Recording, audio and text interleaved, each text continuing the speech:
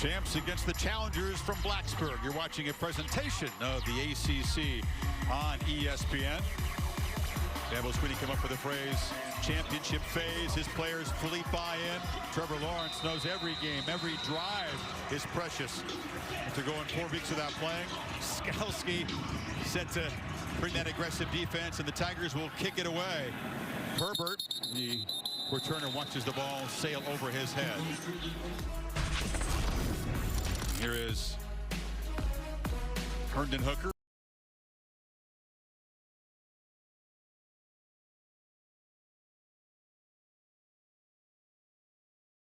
Runner, that's been a necessary part of this offense. Big 6'4" quarterback. Big quarterback who can run, not afraid to run. He'll have to do that tonight to get the attention of this Clemson defense.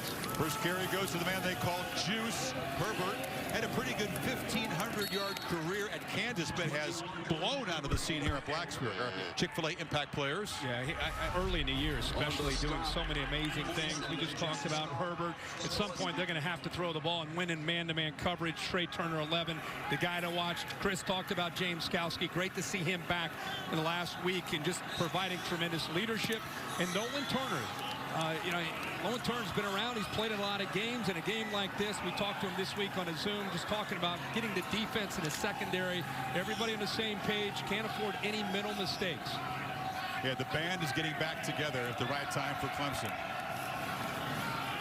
Hooker, play action. It's a screen to James Mitchell, the tight end. Makes a move. Fighting near first down yardage. He'll be stopped just short by Big Tyler Davis, the defensive tackle. I really like that call because Brent Venables' defense, one thing they do is they fly around, especially early in the game, and by getting them to go with that jet look, that jet sweep action, go back against the aggressiveness of that defense is a good call and enough to get the first down. Yeah, they spot the nose just at the 35, so they do move the sticks. I'm used to seeing tempo curve from Virginia Tech, but Justin Fuente said that may not be the plan tonight. No, not tonight. He talked about going for it on fourth down. The importance of possessing the ball, obviously, to keep the high-powered Clemson offense and Trevor Lawrence and Travis Etienne on the sideline. Herbert again running left. Spins and comes back. He's averaging more than 8 yards a carry. Guy that was been bothered by a hamstring, but now he's back healthy. Right now, he's running into an 8 and even 9-man box. The safeties are coming downhill. It's one thing to sustain drives against Clemson is a really tough thing to do because they're so multiple. You got to at some point hit some plays on the perimeter, or a tight end can win in man-to-man. A back, out of the backfield, number 6, Blackshear, Herbert. They've got to make some explosives tonight. It's tough to go 80 yards in 10 plays against this Tiger defense. They use Blackshear, the backup tailback, in the slot a lot. He's in there now. Good receiver. Bobbled snap. Hooker trying to avoid disaster. Ball on the ground. He does recover it. Miles Murphy was right there. Really a perfect snap. I don't know what other than just maybe losing the grip, the ball is perfectly brought back to him. I think maybe he starts to peek. Maybe he starts to look downfield. He's very fortunate he got that football. See if it looks like the eyes started to peak maybe at a read where he's going to get the ball out of his hands quickly, and he's lucky he got it before Miles Murphy, the freshman, got to the football.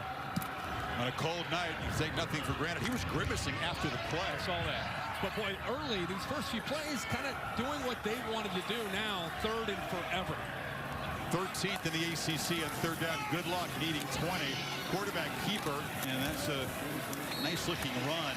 Gets back to the original line of scrimmage before Balin Spector stopped him, and here comes the punt team. Yeah, I mean, that was really a good example of Virginia Tech and how the margin of error tonight is going to be very slight.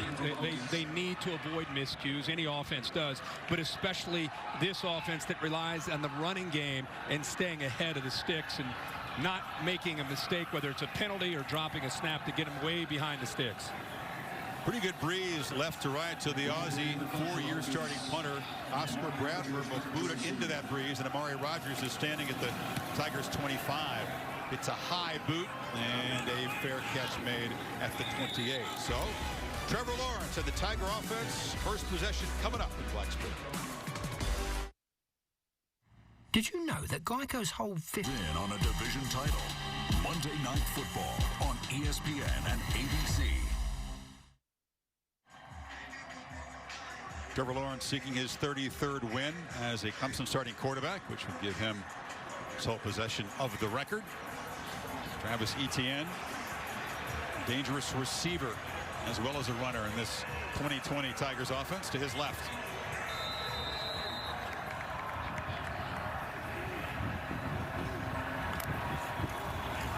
They come out throwing in the flat to Rogers, slips a tackle, and a nice first down gain of about 6. Tony Elliott, the offensive coordinator from Clemson, visiting with us this week, said, you know, it's every opponent they play. We study film, we look at everything, and then because who we are and our style of offense, with our quarterback and tailback, a lot of times they come out in a different look. So we got to adjust on the fly to what we see. Rogers move around. He comes off a 10-catch game at Pittsburgh. There's a handout straight ahead to Etienne, near first-down yardage. On a chilly night, a warm welcome to Maria Taylor. Get the band back together, Maria. Yes, I'm taking all of the warm welcomes that you can send my way. And we just saw Travis Etienne take his first rush of the ball game. And, you know, Tony Elliott said that he was dinged up in that Notre Dame game, but he's finally feeling closer to 100%. Now, he's talked to him a lot about his mindset to make sure he gets out of his head during this game. But he, too, like me, doesn't like the cold weather. But the best way to get around that is to get off to a hot start, guys. And eluding the rush, Braden Galloway in the clear. Lawrence got it to him after a nifty sidestep of traffic. Devin Taylor saves a touchdown, but it's down inside the Hokies 15. They brought pressure from out here, and the linebacker lines up with Etienne. Nobody's there to pick Galloway up the middle. See the pressure. The problem is if you don't get to Trevor Lawrence and nobody picks up that tight end, he's going to find him. Etienne straight ahead. Thinking of what Maria said, coming from Louisiana, he makes no secret of the fact that he hates cold weather. But they were telling him, hey, Travis, you got to show the NFL in case a cold weather team wants to draft you. You don't mind the cold. It's a good selling point. Yeah, and that I really like that Tony Elliott, who works with the backs, I know he's the offensive coordinator, he said, I'm challenging him to finish strong, not just in Blacksburg, but what's left on our schedule and potentially down the road. I like that they're being proactive with that. He certainly is fresh for the home stretch. Nowhere near the workload that he had last year. From the pocket, Lawrence has plenty of time. Zips it across the middle, and it's broken up nicely there. Yep. Coverage was Armani Chapman. Yep, Chapman got in front of Powell. Powell kind of gave up on the route. He'll be off to the right. Trevor Lawrence put a lot on this. Looking left to Galloway, but look how Powell just kind of gives up on the route. You could see he kind of said, that's on me, that's my bad. But give Chapman, 27, a lot of credit for his positioning there to force Powell to just kind of shut it down. Powell's been on a tear. 3 consecutive 100-yard receiving games. Nobody's ever had 4 in a row at Clemson. Etienne in motion and out, and he is tracked down very quickly. That's a nice tackle in the open field there by Chamari Connor. Boy, Connor does a really good job of taking the responsibility. Justin Hamilton said, how are we going to tackle in space against a fleet-footed back like Etienne? Look at him get around the potential block and end up making that tackle. The fact that Amari Rogers didn't even try to block him tells me that they thought Etienne could win that one-on-one matchup, but that time Connor does it. So the big play by Galloway puts him inside the 15, but then the Hokies defense rises up. This is a huge win for them to force the field goal attempt from B.T. Potter. And Potter, very reliable from short range, knocks it through. 61-yard drive with the lead 3-0 for Clemson. Say, help us. Today, let's paint. Let's paint our houses and our fancy dog houses. It's a fancy dog home.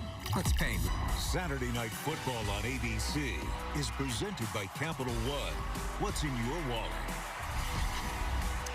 The Michael Vick finale in the Gator Bowl. Of course, the year before that, played for the national championship 99 season.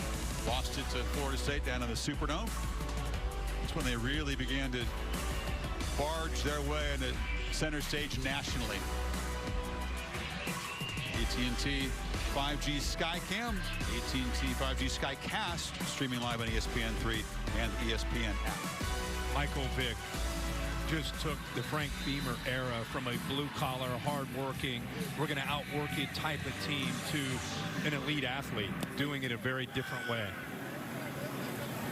Potter's kicks just aren't returned, period.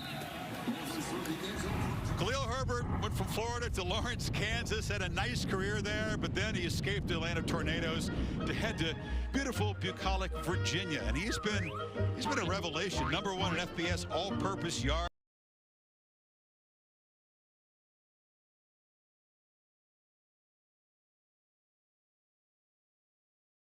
You guys put together a nice little cartoon there. That was nice. Didn't know anything about that. And then a change of quarterback. They brought in Braxton Burmeister because he thought this might happen if they need a spark. He's the guy that has missed the last 3 games, broke some toes in practice. The transfer from Oregon, also kind of a dual threat guy. Yeah, he played very well early, really known for his ability to run the football. But how about Nolan Turner coming up and making that play on Mitchell? No hesitation at all from 24. Pulled the trigger, made a good play for a loss. Remember I talked about you got to stay ahead of the chains. You don't want to get to that 2nd long that eventually leads to 3rd and long. Offense just not built this year to be able to handle that. Behind the 6 again for 2nd and 13. They use almost all the play clock. Tigers bring pressure. Long throw near side. And the catch is made. Changa Hodge brought down by Kendrick. Hear the reaction from the Virginia Tech sideline because they love the effort by Hodge to try to break through that potential tackle by Kendrick. And even though he only picked up a few yards, it was just the attitude that it represented. Now they got a shot here on 3rd down. Thought it was part of the plan to bring in Burmeister. It's unclear if perhaps Hooker, who was grimacing at fumbled snap the first series. He was. I don't know if anything's wrong with him. We'll keep an eye on it. But in the meantime, Burmeister comes in pretty cold here. Remember, his wheels are a threat. If things are covered, he can pull down and run. Clemson will probably have to spy him. On 3rd and 5, they bring heavy pressure. He escapes and fights and makes a 1st down. Had to really earn it before Spector. But you see the quickness from him. Yeah, that's what I was talking about on 3rd down. And I really love the effort right here by Herbert. Brent Venables dials up a blitz. Good job of picking up Malcolm Green. And then there it is. You got to have a spy. And I know that Brent Venables is multiple on 3rd down, likes to bring a lot of pressure. But with these athletic quarterbacks from Virginia Tech, that's the biggest, that's probably potentially their most successful play on 3rd down is a quarterback pulling it down and picking up yards. You factor out the sack yardage, which I don't think should be counted as a quarterback rush yards. You have more than 1,000 yards combined from the 3 quarterbacks here. Very few teams can say that. So on 1st down, pitch to Herbert. Again, they're trying the left side. There's just nothing there. Flying up and filling is Spector. Boy, nice to see Spector this year emerging as one of the leaders of this defense. You know, Chad Smith moved on, number 43, played a long time for Clemson. And Spector, former high school quarterback and DB, tremendous athlete. As we've seen Skalski go down and miss 3 games. Jake Venables stepped up for Skalski, but it was really Spector who provided that leadership in that front 7. You can see that athletic ability there as he closed on that run. Top tackler in the defense and the guy who has been giving quarterbacks headaches all season long. 2nd and 9, 3 receivers bunch to the right. Pressure comes again. They get it quickly to the edge. The Blackshear and the transfer from Rutgers is a versatile player. Good catch. Another 1st down near midfield. Like to get the ball out there. They told us all week that his ability as a tailback that he can catch the ball. Is a reverse look at it. Get the ball out in space and then outrun Jake Venables. Venables was kind of the player in conflict. He was in the box and he was also out of the box. And that time Burmeister decided to get the ball out quickly and make Venables have to chase him down, and heck of a job of getting the ball out there quickly. So Burmeister, a spark for this offense, even though he's missed the last 3 games with those broken toes from the practice field. 2 tight ends motion over on this 1st down play. Burmeister steps up and delivers wide open downfield. Catch made by Tavian Robinson. Makes a move, still running down inside the 5. A bust for the Tigers. He was wide open. Well, a lot of pre-snap movement, a lot of eye candy, and then a bust in coverage. Watch the Clemson defense. Nobody in the left flat. A lot of eyes on the quarterback, a lot of anticipation, a potential run, but I think they got confused with a lot of movement with the tight ends, and they just busted coverage there. And give Burmeister credit. He had time to throw, and he located it, made a nice throw, nice accurate throw. And Robinson on a cold night, a nice fingertip catch. So the Hokies, a chance to take the early lead, and the opportunities like this are essential. You get a 1st and goal at the 4.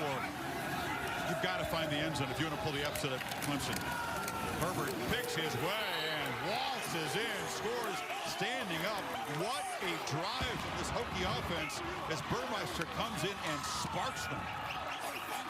Really an incredible job on this drive. Good mix.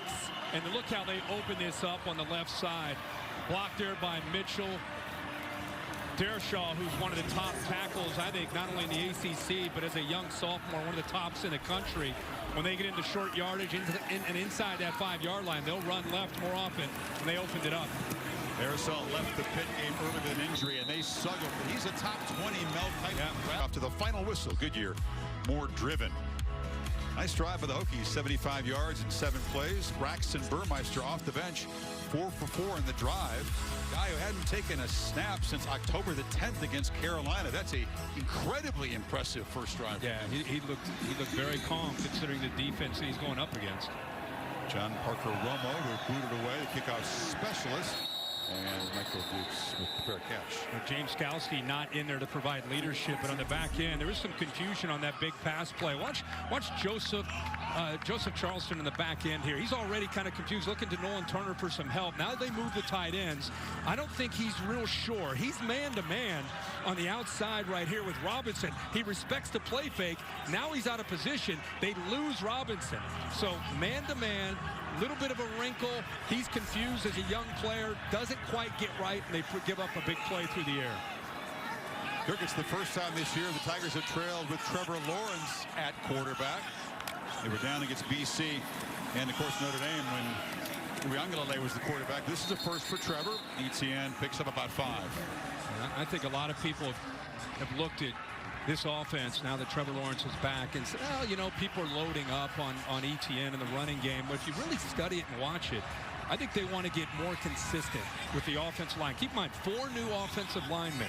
So it's not just people crowding the line. They really want more detail and finishing blocks up front. 2nd and 5, long throw. Catch made by Powell. It's a first down. You saw the dominance by the Tigers in the first quarter. They've held 6 different opponents scoreless in the first quarter, but not tonight.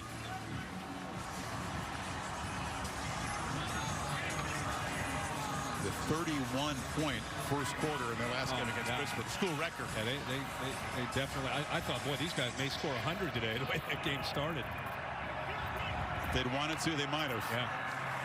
Play action. Lawrence has some time and launches downfield into triple coverage. There were 3 Hokie defenders surrounding Powell. No chance that time. No, they have jet sweep with Rodgers. They fake a handoff, and they're just trying to get a one-on-one matchup, trying to get the safe team, Diablo, out of position. You see 17 comes back, but pretty good coverage there. Murray's out there by himself without Diablo if he doesn't come back. But, oh, boy, we got the sprinklers going off here on the field. Oh, my goodness. Oh, my goodness. As if we didn't get enough rain last night. You know what's going on here, boys? It's 2020, Kirk. Hokie players are jumping around, I guess, as acting like a little kid, and they'll stop at nothing to try to slow Clemson's offense down here. Dax Holyfield ran over to the sprinklers saying, let's do it. Let's jump in it. It's a little cold for that. Defensive players, man, they're different mentality. They love it. You say Murray got there a little early. No flag on Powell, but he did arrive before the football. So 2nd and 10. Pitch it to Etienne, makes a nice cut and accelerates, and you see the speed of Etienne. It's a first down into Tech territory. Virginia Tech's so worried about his speed to the outside. They are running, and he recognizes it and gets back underneath that. They want to get outside. Don't get beat out to the corner. Boom, he puts his foot in the ground, does a nice job of getting upfield for first down yardage. Last 5 games, Travis has been held under 100 yards. Lyn-J Dixon spells him. Lawrence looking the other way, incomplete. It was Rogers in heavy traffic for the screen. Okay, this defense right now pretty dialed in. I mean, even if that ball is caught, you got Rencher Ashby right there ready to make a tackle. Justin Hamilton, who has stepped in admirably for the defensive coordinator of our generation, Bud Foster. He played for him and has had one arm tied behind his back this year with a lot of issues in the secondary. Play action, they flip it in the flat. Davis Allen, the tight end, muscles down to the 40. He's about a yard short of the first down. They use the tight ends a lot this year and in creative ways. You heard the reaction from Virginia Tech, Chris. Amari Rogers hooked a Virginia Tech defender who had a chance to make a tackle, and there was no call there. In fact, it was Chamari Connor who was trying to make a play on the ball, but unable to get there. No call on the field. Etienne back in on 3rd and a half yard. 2 tight end look. And it's Travis showing that leg drive. First down at the 33. Let's go to Maria. Yeah, I'm just checking in with the grounds crew, and I talked to Tyler, and he said basically it was already on a night cycle, and that might have been why the sprinklers came back on, but they're working on it as we speak and making sure it doesn't happen again. We're going to get to the bottom of this. We do. We don't want this to happen again. Somebody forgot to reset the timer. That does happen. Trevor on the move, and a throw on target. Rogers with a little crease there inside the 20. Great patience by Trevor Lawrence. He had Galloway, the tight end, in the flat, but waited for Rogers to clear open downfield and gives him a chance. Good job adjusting back to the ball. Boy, Amari Rogers had a nice year this year. 60 catches now on the season. Not much for Etienne on first down.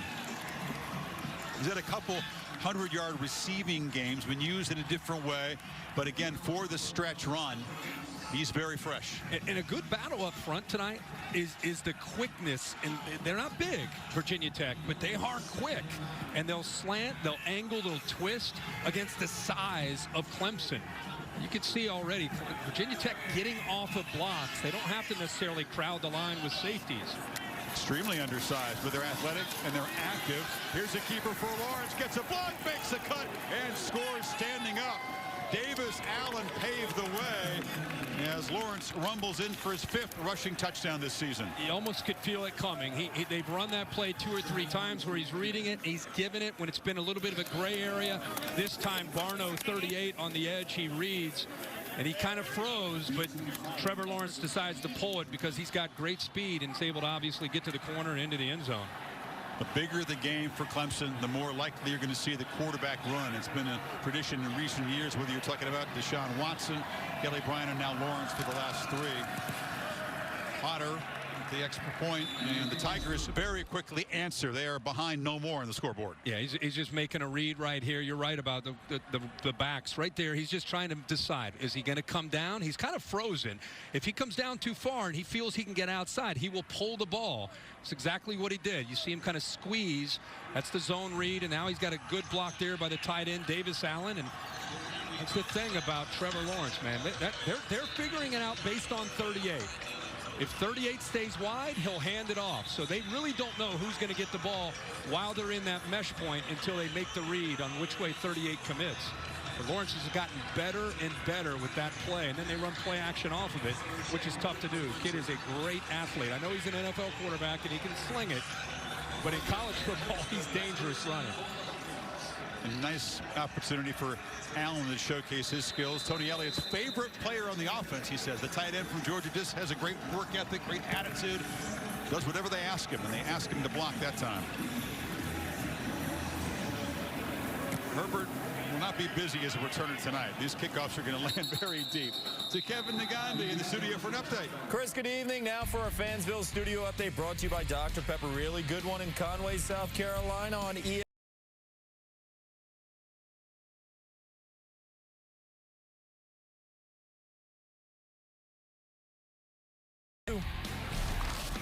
It's like a feisty game there. It is. I'm still looking on the field for James Skalski. He was not on the field in that second series. He's not on the field to start this series. We talked all year about the importance of having 47 to this front seven, and Jake Venable.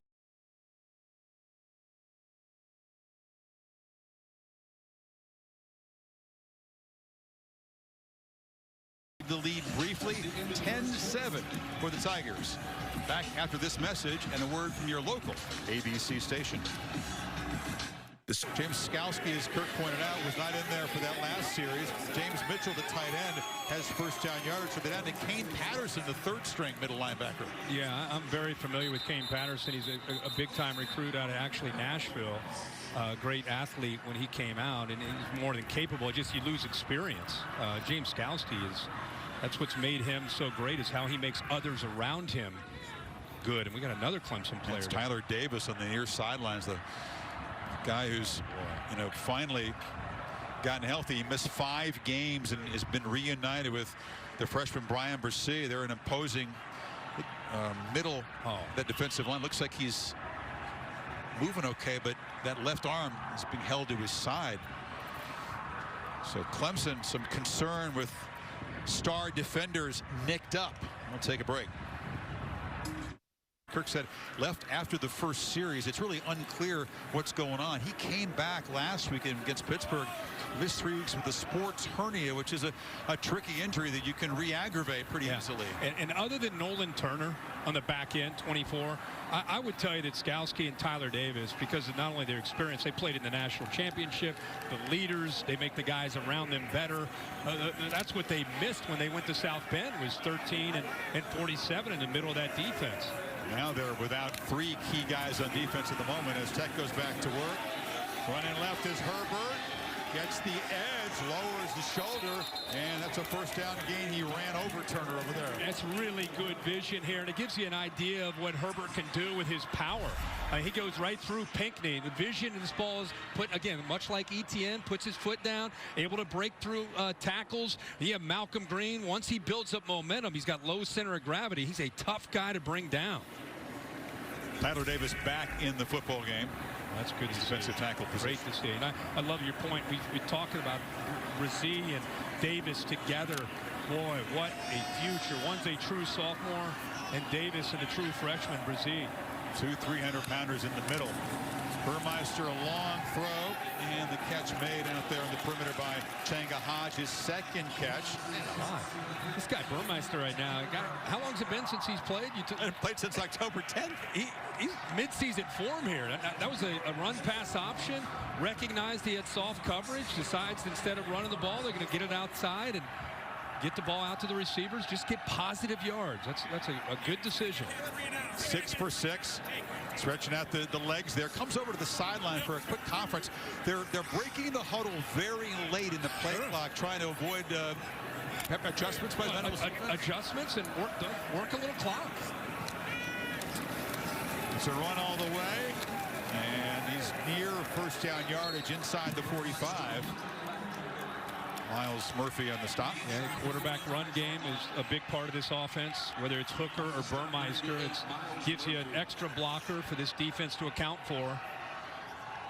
This is where they obviously want to be, in the second, medium, third, and short. And they continue to just take their time. Brent Venables is known all over the country, and especially in the ACC, makes adjustments late based on your formations, your personnel groupings, gets late calls in based on what he sees. Every team that plays him tries to come up with a wrinkle on how to navigate that and deal with it. On third down, Herbert sidesteps a tackler and makes first down yardage. He didn't have much time to look, does he? Because they're giving him almost nothing pre-snap, the Hokies. No, you're right. And I love this jump cut. You talked about, it looks like it's going to go in the middle. Boom, foot in the ground, bounces it to the outside. Just instincts as a ball carrier. I don't think Herbert gets the recognition nationally he deserves, because Virginia Tech hasn't had a strong year as far as wins and losses. But I know that people that follow college football in the ACC know what 21's capable of doing. They really thought that Blackshear would be the feature back this year once they got Herbert in camp and they began to see in the practice field, wait a minute, we got something special. They didn't realize he had that kind of acceleration. They knew he was a power back.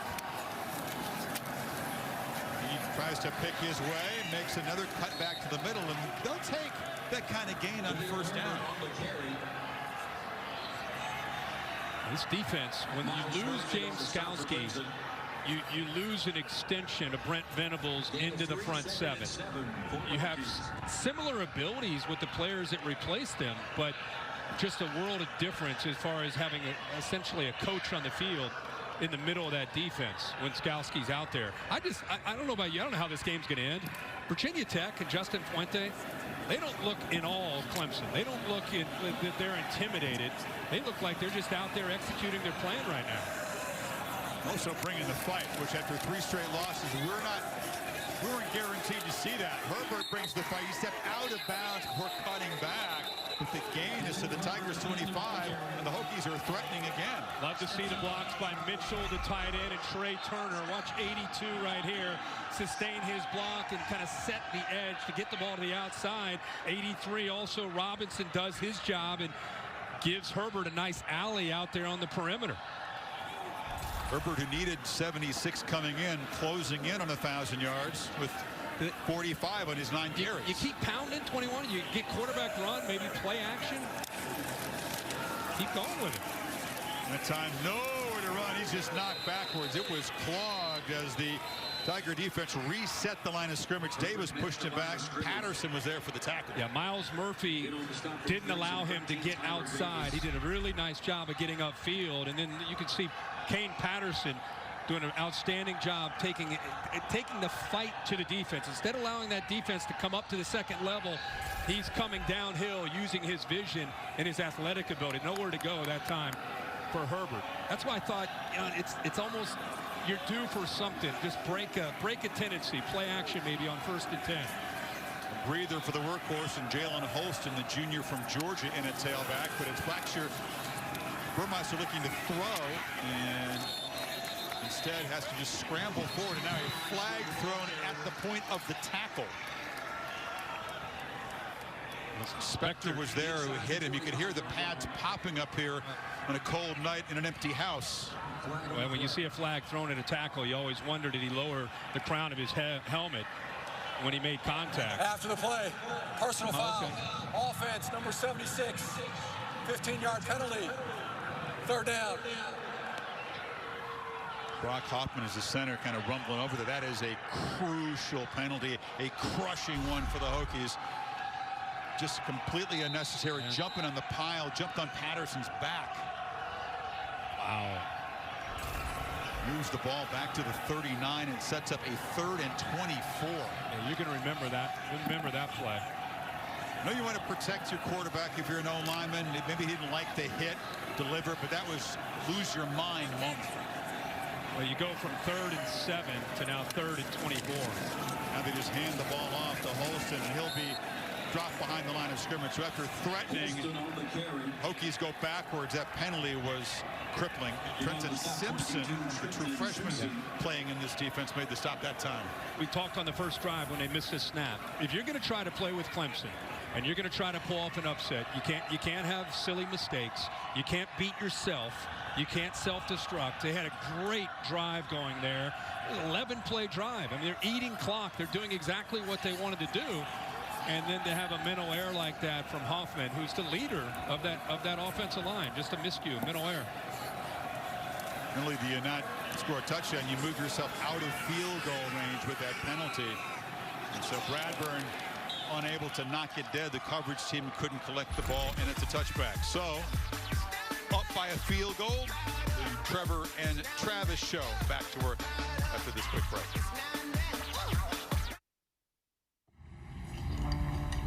More than 150 years strong. Trust in your tomorrow. Won by 4 touchdowns as the lower-ranked team.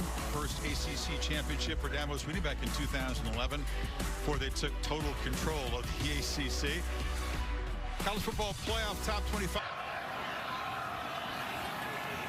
16 plays. That's all the Tigers have run. They've only had the ball about 6 minutes tonight. Lawrence on 1st down, running out of time and almost intercepted. Armani Chapman came in, had it in his hands, and could not hold it. A chance for a huge momentum play. Well, he's human, right? He locks in on the receivers that are working towards the middle of the field. Watch the eyes of Trevor Lawrence. He's looking downfield. Here's the tight end who he eventually throws to, and he just doesn't realize that the corner came off a man coverage, and he throws it out there. The corner was in man, came out of man, and just kind of sat there right where the tight end was going. He didn't recognize it. Etienne makes a cut, and the sophomore from Virginia Beach just couldn't hold on. They need to make plays like this tonight. Yeah, every little play. I mean, that's gift wrapped right to you. Trevor Lawrence very rarely, if ever, makes a mental error like that. But again, he's a human being. He's entitled to once in a while make a misread. A split second longer if he controls the ball. That's an interception. Couldn't quite maintain control of the ground. 3rd and 6. Lawrence eludes a rush, running, and now firing incomplete. Maybe had a chance to get there with his legs. Tried to find Galloway. Taylor in coverage, and it's 4th down. And Justin Hamilton brought pressure, forced Trevor Lawrence to step up. I thought he might run for it, but instead, last second, tries to squeeze it into Galloway. And the Hokies get Lawrence and this offense off the field with a 3 and out. Nice job by Devin Taylor, the safety, just kind of boxing Galloway out, knocked him out of bounds.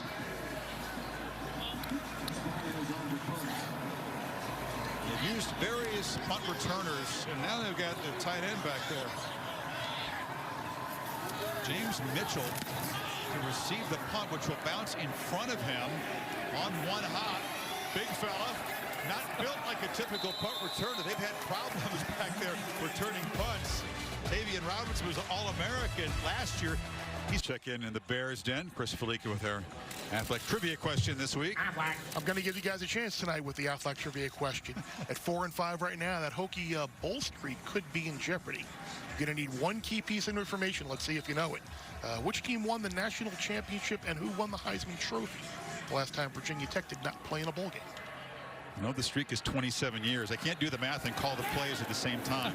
This catch made by Blackshear out of the backfield, and he scoots for a gain down near the Clemson 40. Again, that's recognition by Burmeister to get the ball out where you've got a chance with Blackshear against Nolan Turner with some space to work with.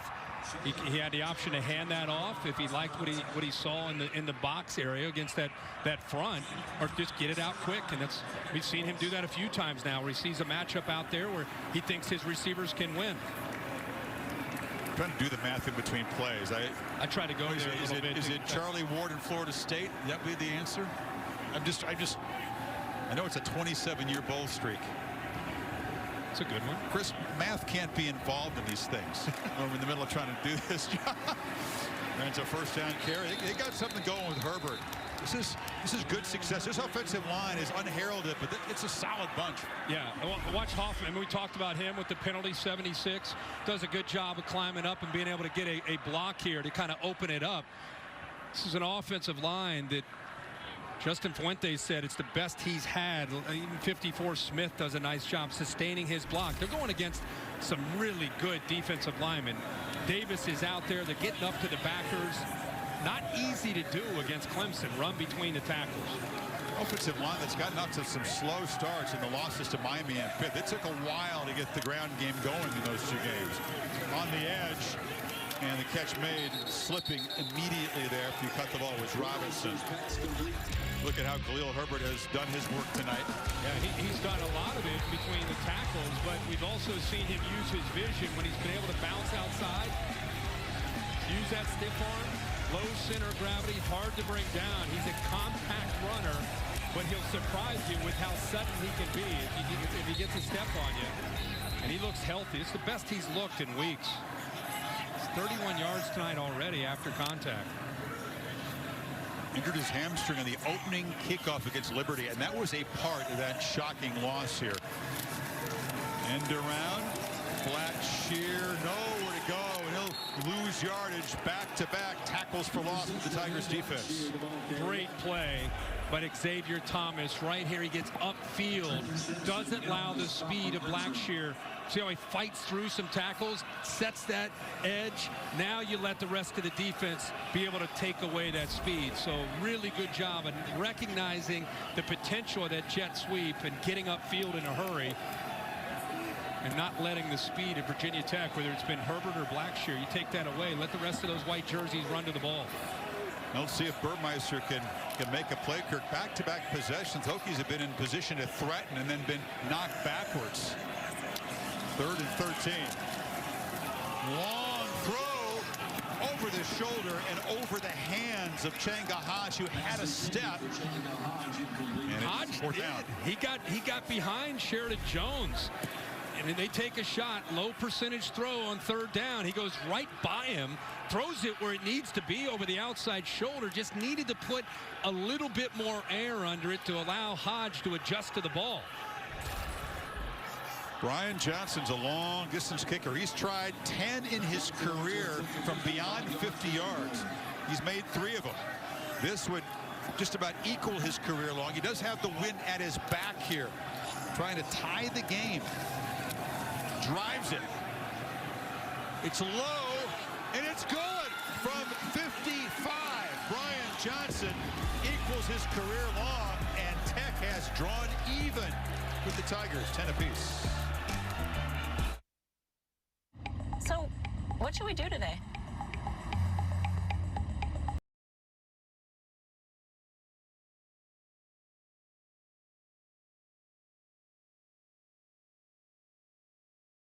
Mom, can we go to the beach? Should we just go see a movie? Yes. Hokies were 4-2. Liberty was a close game. They had blocked a field goal, but Fuente had called a timeout just before. So on the mulligan, the field goal is good. Liberty shocks the world, and the Hokies never recovered. They had the lead against Miami, but then the Hurricanes' late touchdown pass. Well, I think the combination of these two games took the wind out of their sails. This is a game that Miami in the recent years would lose, but instead it's Virginia Tech, and then they go to Pitt, and they just did not have the same kind of spirit that they're playing with tonight. So they lost by 33 to the same Pittsburgh team that Clemson beat by 35 a week ago. So the comparison score, that's a 68-point swing. You did not expect 10-10 near halftime. No, no, but this is what makes college football, even in the middle of a global pandemic, so great. It's just unpredictable. And you get a team that's playing inspired football, and you get them to all believe, and so far they believe in a 10-10 game. Clemson talks a lot about the last 4 minutes of the first half, first 4 of the second half. They're very efficient and very effective at this time during the game. I'll tell you what's been amazing is the time of possession.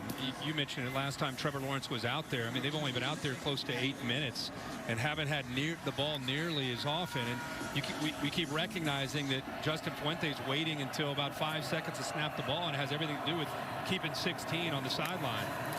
It's worked so far. Lawrence with a keeper, scored a touchdown earlier, another effective run. He's just short of the marker near the 50. Ashby on the stop. And again, I'm always so impressed that Trevor Lawrence is a willing runner. He has no problem doing what he just did. And a lot of times people, all they think about is the NFL, and they'll raise an eyebrow like, wow, why is he running? And if you told him not to run, he would not accept that. The dude wants to run the ball, and if you're Virginia Tech, I'd rather have 16 running it than 9. So they're trying to make Clemson work their way down the field. Move the ball to the initial spot. I'm right on the 50, Kirk. He didn't quite make it, but it's a first 10 anyway. Now they feed Etienne off the left side, about a 3-yard gain. Yeah, the less time this Hokie defense, which is shorthanded, spends on the field, the better their chances. And so far, the game management plan of Fuente has worked out very well, as you said. They continue to bottle up Travis Etienne, and it has a lot to do with the backers. That time it was Tisdale. The offensive line not able to get up to that second level. The linebackers have been freed up. Lyn-J Dixon in the game, but he's slinging it far side to Rogers, who gets a block, and it's a first down inside the 40. Murray Rogers really just built like a tailback. 5'10", 210 pounds, worked so hard through the pandemic. Well, I remember watching a lot of videos of him on Instagram, and I don't know if a day went by where he wasn't maximizing every opportunity to try to get better in some way. It's paid off for him. Prepares like a pro. It's Dixon breaking tackles and banging around, spun down finally inside the Hokies 20 by Taylor. It's nice to see him get a chance. You know, he's been relatively quiet in 2020. Coming into tonight, I know Etienne's done most of the work, but only about 133 yards on the season coming in. So coming in at the right time to spell Travis Etienne and get some good solid yards. Yeah, only 3.6 per carry. It has been a quiet year for the backup tailback. He's got it again. He's got a crease again. Makes a cut, spins, fights, and scores. Back-to-back big plays by Lyn-J Dixon, and the Tigers are back on top. How about that?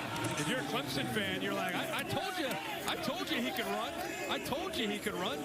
I mean, Dixon, early in his career, really surprised people with his speed in the open field. You'd be so enamored by Travis Etienne. All of a sudden, Lyn-J Dixon would come in and say, where is this guy from? And he's been quiet, and now last 2 carries, the offensive line doing a better job of getting to those backers and gave him a nice crease there to make some moves.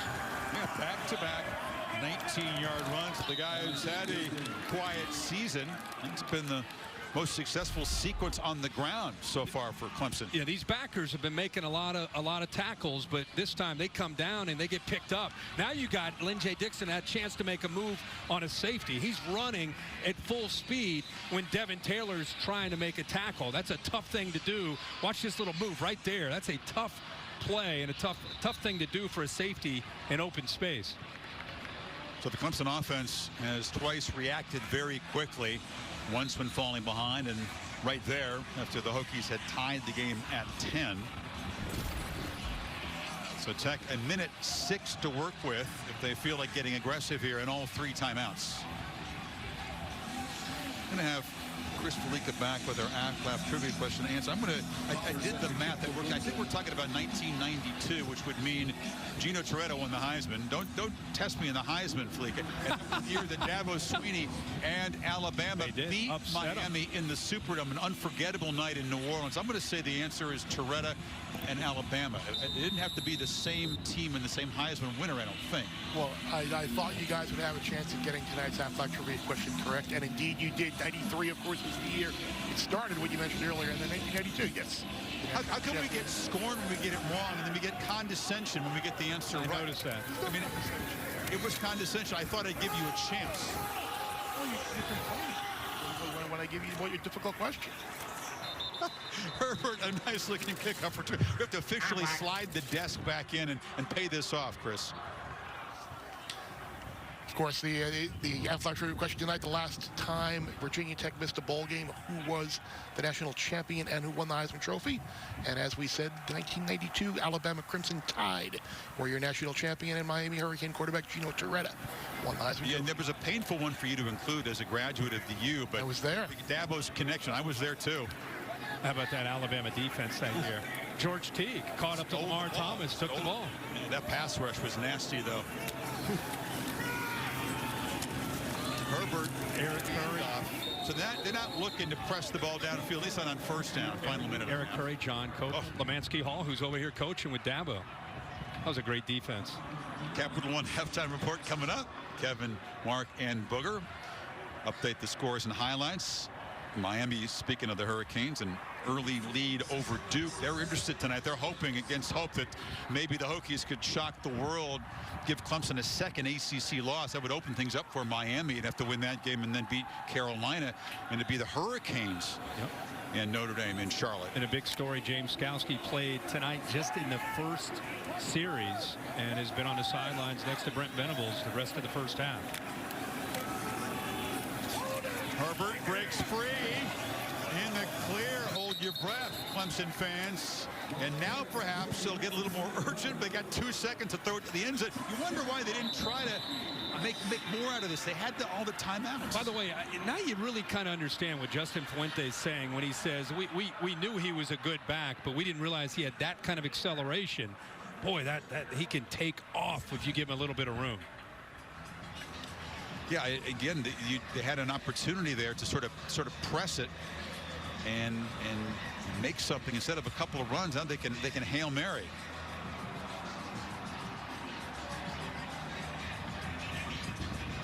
Halftime, Kevin will give you the update how that game finished between, what were they calling it, the Mormons against the Mullets at game day? That was a pretty funny sign. Yeah, Chanticleers against the Cougars. We thought that might be a good game. The willingness of the two schools and ADs to put that game together last minute. We've seen that happen a lot in the Pac-12, and may see it happening more and more, even though there's only 2 weeks to go. Highlights coming up in 2 seconds. 3 receivers to the right. And now 4 for Burmeister as he tries to heave it to the end zone. Does have the wind at his back. Will he be able to set his feet? Yes, barely. Launches into traffic, and it is caught off the carom. But is he in? Off the carom. The catch was made, but not getting into the end zone. And that's where the first half will end.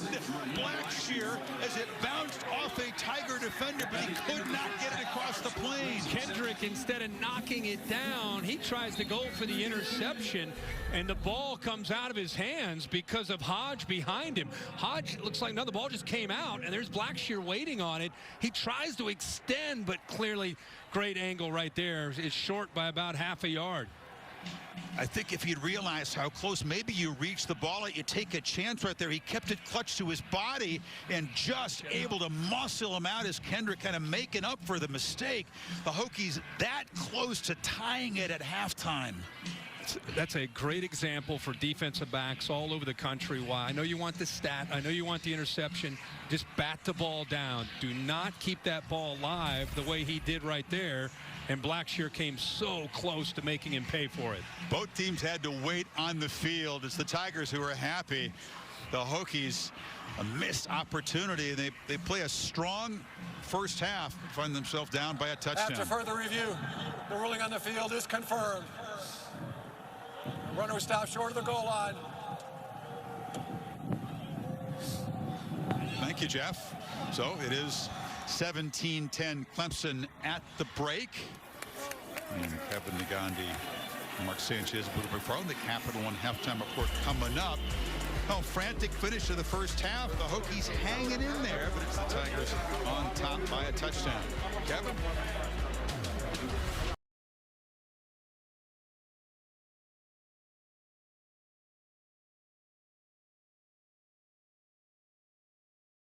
Sudipo, the difference, and Coastal Carolina, they hold on to win, and they hand BYU their first. And the tight end there, swapping releases. We used to call that snake, and he nailed this two-deep defense. Cameron Harris, untouched left side, 34 yards to the house, 20-0 on the ACC network. It is Miami. Guys, honestly, the game was scheduled on a Thursday. It delivered on a Saturday. Booker McFarland, Mark Sanchez, Kevin Negandhi, once again. Coastal Carolina and BYU. Here are the final seconds. The Mormons versus the Mullets. BYU down by 5. Well, we're going to go to the full highlight here. And this is a 42-yard run. Tyler Algier and BYU, they're up 7-6. Zach Wilson to Dax Milne, 41 yards. And BYU up by 1, but Coastal on that teal turf not backing down. No, they didn't back down because you thought it. Fight this journey thing is not a solo venture. This is something that requires support. Sports hernia injury that's cost him 3 games, came back last week and is now on the sidelines for the second half. A concern even with the week off before the rematch against Notre Dame. Our Pacific Life game summary. Off the bench comes Braxton Burmeister and lights up the Hokie offense. Yeah, he's done a nice job coming in. He's really played in rhythm. They've had a nice balance. We've seen Khalil Herbert get loose and make some plays, but Clemson was able to settle in, make enough plays. They haven't had the ball, a lot. Dabo Swinney mentioned that to Maria Taylor. They've only had 26 snaps in the first half, and they came up with 17 points. And fortunate to be up in this game at this point. Etienne and a Clemson offense that had back-to-back 400-yard passing games for the first time in school history. Uiagalelei against Notre Dame and Lawrence against Pittsburgh held under 100 passing yards in the first half. And remember, that can switch in the blink of an eye. They get some one-on-one opportunities. They're going to try to capitalize and make plays downfield. It's an area that Trevor Lawrence would love to see really improve on the year, getting the ball thrown downfield. Keeps it again, and they chase him down right near the line of scrimmage. That was Amari Barno, the speedy defensive end. Barno has good speed. He's actually lined up here. He collapses down, but look at the recovery speed. He's an outside linebacker. They moved to defensive end. He's 6'6", 235 pounds. But just like Trevor Lawrence, covers serious ground with those long legs. We call him a warrior for his effort. That's a high praise from the coach. And it creates a 3rd and 9, a chance for the Hokies to get the Tigers off the field here. Clemson 1 of 3 first half on 3rd down. Chris, he's also their best pass rusher coming to the blind side. Maybe why they moved the back over. They get the snap with 3 in the play clock and throw it in the flat to Powell. Can he make 3-man miss? He cannot. He is corralled for a loss. Jared Hewitt, the nose tackle, was out there in space making the play, and it's 4th down. Well, a really good job of show. How about the athletic ability? You know, say that again. You got a nose guard running out, making plays. You got a linebacker in Holyfield. But what the plan was there is don't play man. Play zone. Keep it in front of you. Make him dump that down and then rally to the ball. It's exactly what they're able to do there on 3rd down. So James Mitchell, the tight end, taking a turn as a punt returner, had a nice return in the first half. Won't get a chance here because it's a bad kick. Spires, a reliable punter, not one of his best. Maria? Well, Chris, you guys have mentioned Braxton Burmeister, and how about this? Justin Fuente said he was only coming in for a series just to give Hooker a little bit of a breather, but he performed so well that he continued with them. As for that defense, he says, we know that Clemson's going to be explosive, but we got to find ways to get them off the field. I have heard Justin Hamilton, their defensive coordinator, telling the defense repeatedly, no one will play harder than us. Just stay disciplined. How about that, Marie? You come in for an audition. You think it's going to be kind of a bit part. You end up knocking it out of the park, and a chance to play perhaps a starring role tonight for the Hokies here. Herbert's been busy, bangs off a tackler and falls forward for about 4. Take a look at the Taco Bell Liv Moss moment. The close call from Blackshear off the carom of Kendrick. He throws this a Hail Mary into the half, and Kendrick, instead of knocking it down, goes for the interception and right into the hands of Six, who's waiting right there. Reach the ball for the playing young man. If he only knew where he was. Oh, less than half a yard from the goal line. There's almost a touch of like resignation when he was knocked out of bounds there at the 1. Look at how they're taking their time. They're waiting till 15 seconds on the play clock till they break the huddle. In motion, 2 tight ends around. The Tigers are chasing and adjusting and not quite set at the snap, but they fill very quickly, and that's Miles Murphy. Is that a big game along with Spector? 3rd down coming up. Boy, Miles Murphy has a bright future and is showing what he can do as a freshman this year. They run away, and look at that speed. You know, usually you run a split zone, maybe bring a tight end or an H-back on the other side to take him away, or you don't expect a big defensive end at 275 pounds to be able to chase down a running back like that, but gives you an idea of what he can do. They do recruit pretty well, don't they? And these guys have gotten a chance to play a lot, these young players, because of the guys out in that Clemson defense. On 3rd and 6, it's a screen, and Herbert's not going to be able to fight free. Gets just a yard. Nolan Turner, the safety leader back there, corralling him.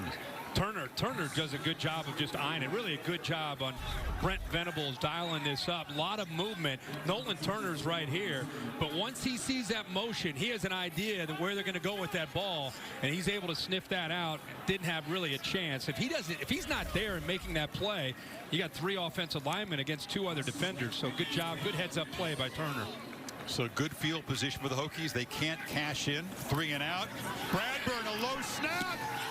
Just gets it away. Was it partially blocked? It's going to be now returnable. And Clemson came after him. The low snap messed up the timing. Elijah Turner eventually got the football, and Clemson will begin in plus territory. The Aussie had to improvise there. Nearly a disaster as it is. Clemson trying to build in a 7-point lead on the Hokies 48. When you come back, and Ian Book will join us from South Bend. Searching for meaning in a relentless world. Always connected, but somehow alone. Trapped by illusion.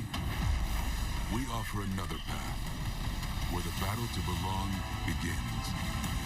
Awakened by a calling, united by the cause you fight for. No one can take away what it means to be among the few, the proud, the Marines. We are realtors, experts at what we do, advocates for what we believe. Here to acknowledge a hard truth.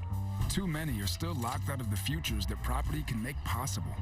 It will take all of us, realtors stepping up for what's right, and all of you asking hard questions every step of the way. Together, we'll fight until the fight for fair is won. Because this ad won't end discrimination in real estate. People will.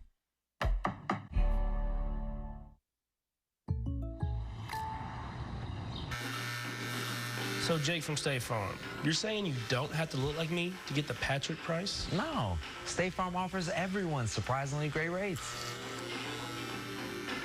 Man, he'll grow back, I promise. I can't believe I did this. At least you got the Patrick price. My bad. When you want the real deal, like a good neighbor, State Farm is there. Domino's knows a thing or two about delivery. So when we saw people were getting tacos and burgers delivered like these, we had to step in. Introducing our new chicken taco and cheeseburger pizzas. What? Oh my. Now the best way to get a taco or burger delivered is to get a Domino's pizza. Pandora can't tell you how to get hyped up.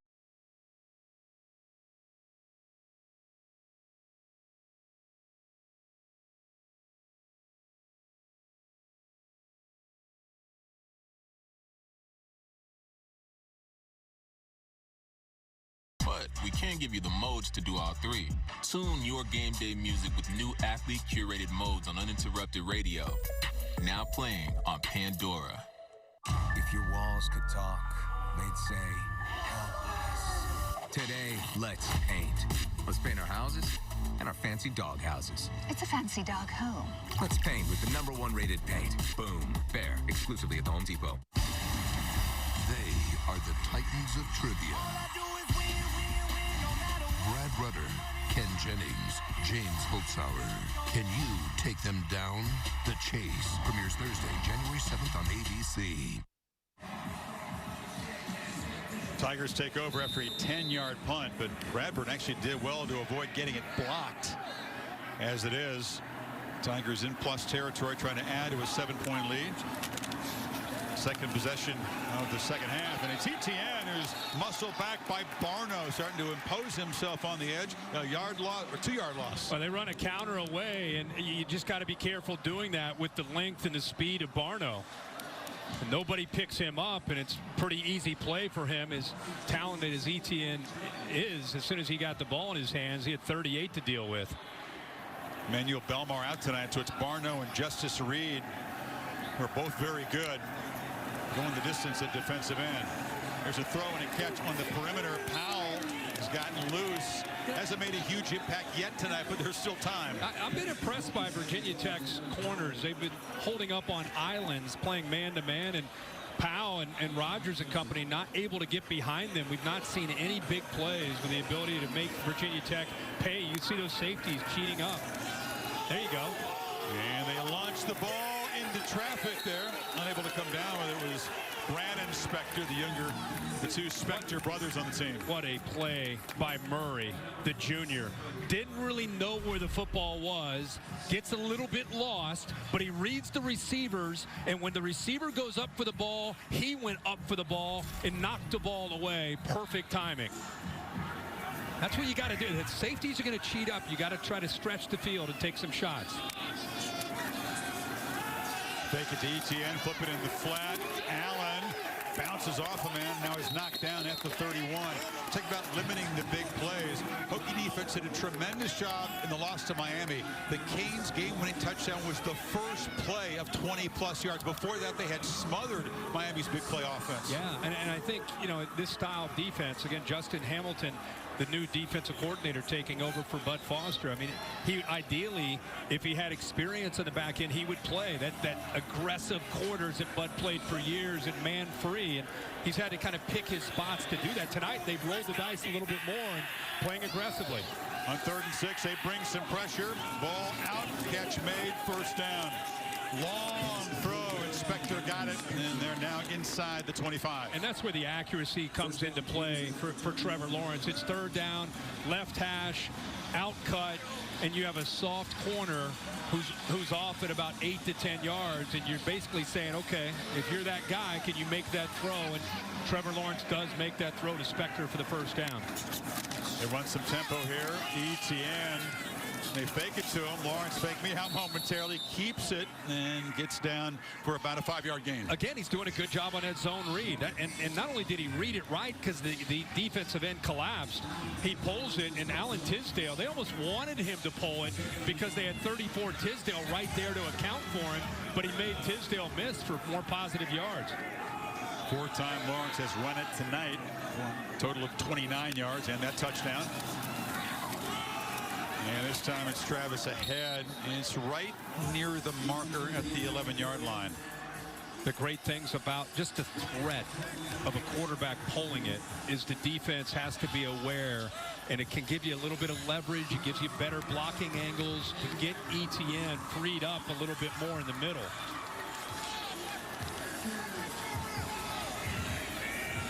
Again, those corners are out there on islands.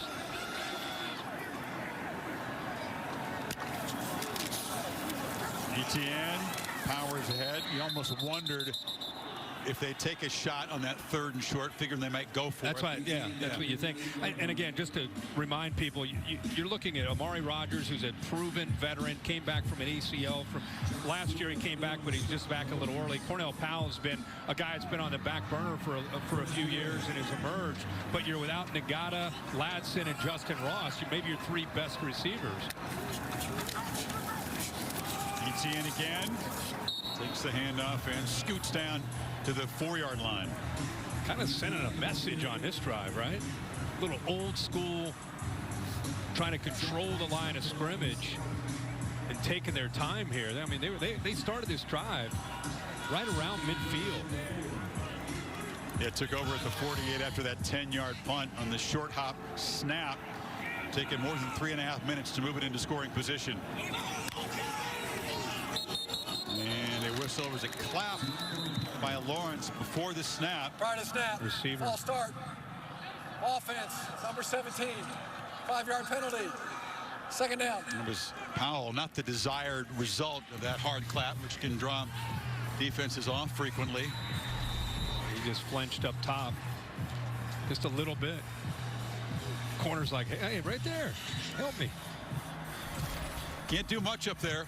Receiver in frozen position, so that moves it back now. 2nd and goal, back from the 9. Etienne into heavy traffic.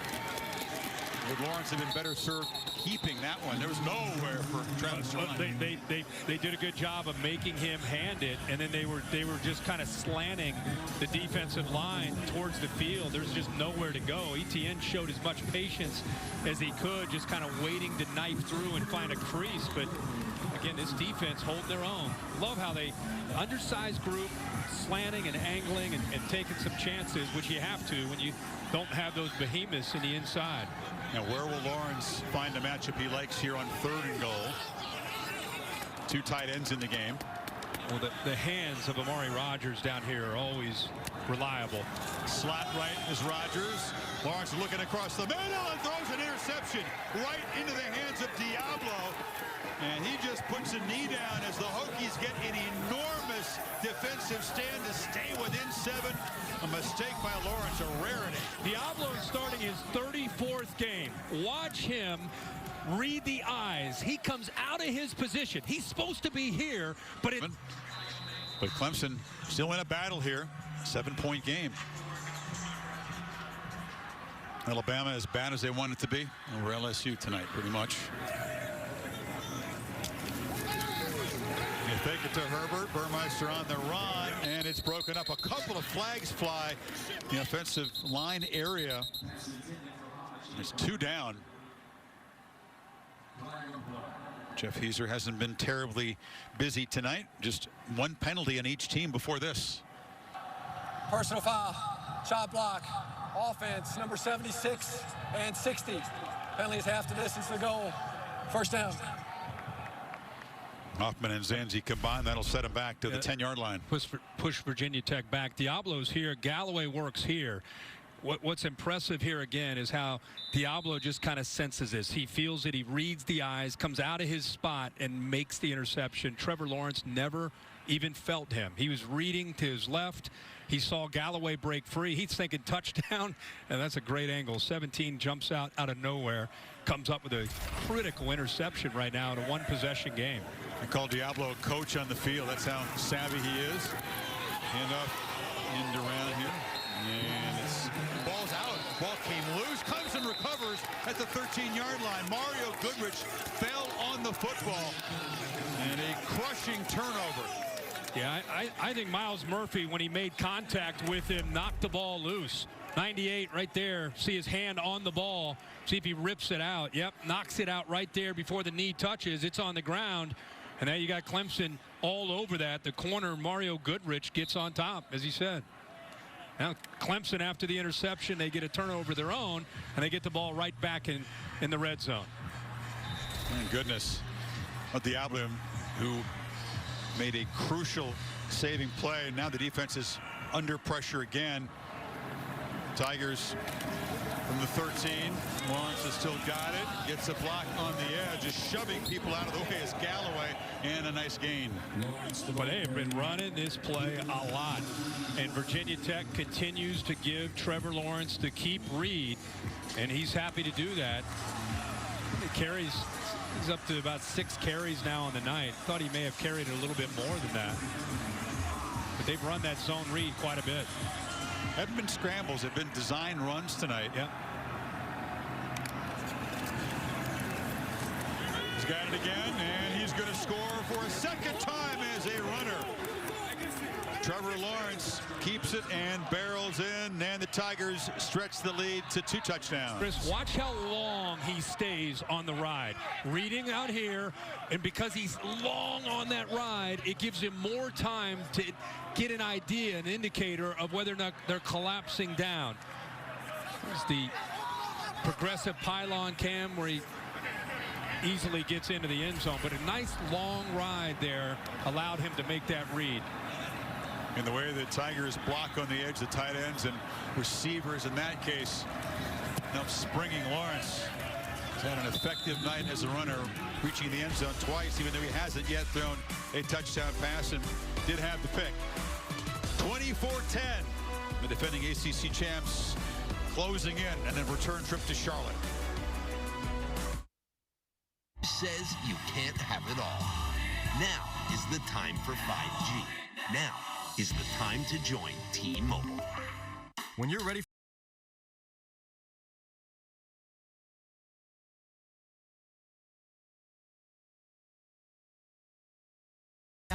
Real food is ready. Order now for contactless carryout or delivery. Are you ready for Monday night?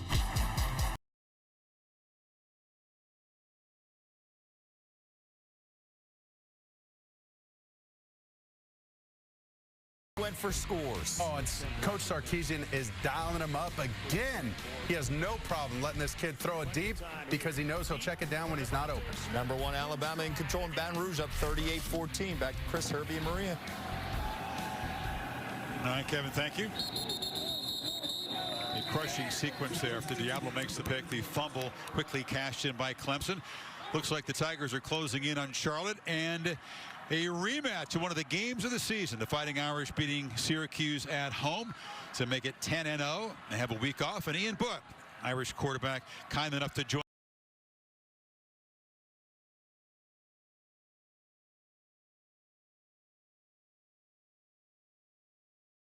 For decades to come. Thank you very much. Hokies trying to make something happen. You can't really chew the clock when you're down 2 scores. Ian, what's the reaction now? You know that Clemson's been talking about you guys, and now both teams will have kind of a bye week, 2 weeks to build up and prepare and get fresh before that collision in Charlotte. Yeah, looking forward to it. Just another matchup against a really good team. It's going to be fun, and you know, our team's ready. We're getting ready for that, and again, just excited. It's just another great opportunity for our team.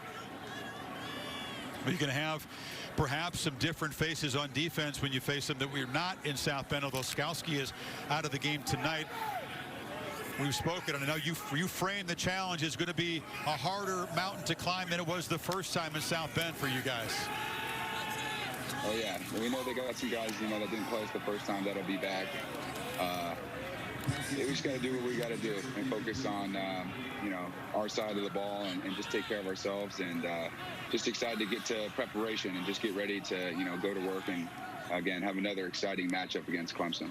Ian, you obviously been a quarterback at South Bend for a long time and have played on some teams who I'm sure you love. This year's team seems to have not just you and the playmaking ability, just when we watch, it's like an edge, just a little bit of streak of nastiness to them. That's the outside looking in. What do you feel is a little bit unique or different about this team? Yeah, I think it just started, you know, when COVID first hit. This team just got a lot of grit. You know, we didn't even know if we were going to play. And, you know, this team just never shied away. And everyone was putting in the work and just hoping that we would be able to play. And, you know, we have been. And we've been making the most of it. And it's just a fun team to play with. A lot of grit and never shying away. And just so much fun out there on the field. You know, everyone's laughing, having a good time. And just exciting to be out there with them. It's Bentley on the sack there, and the Hokies will have to punt it back to Clemson.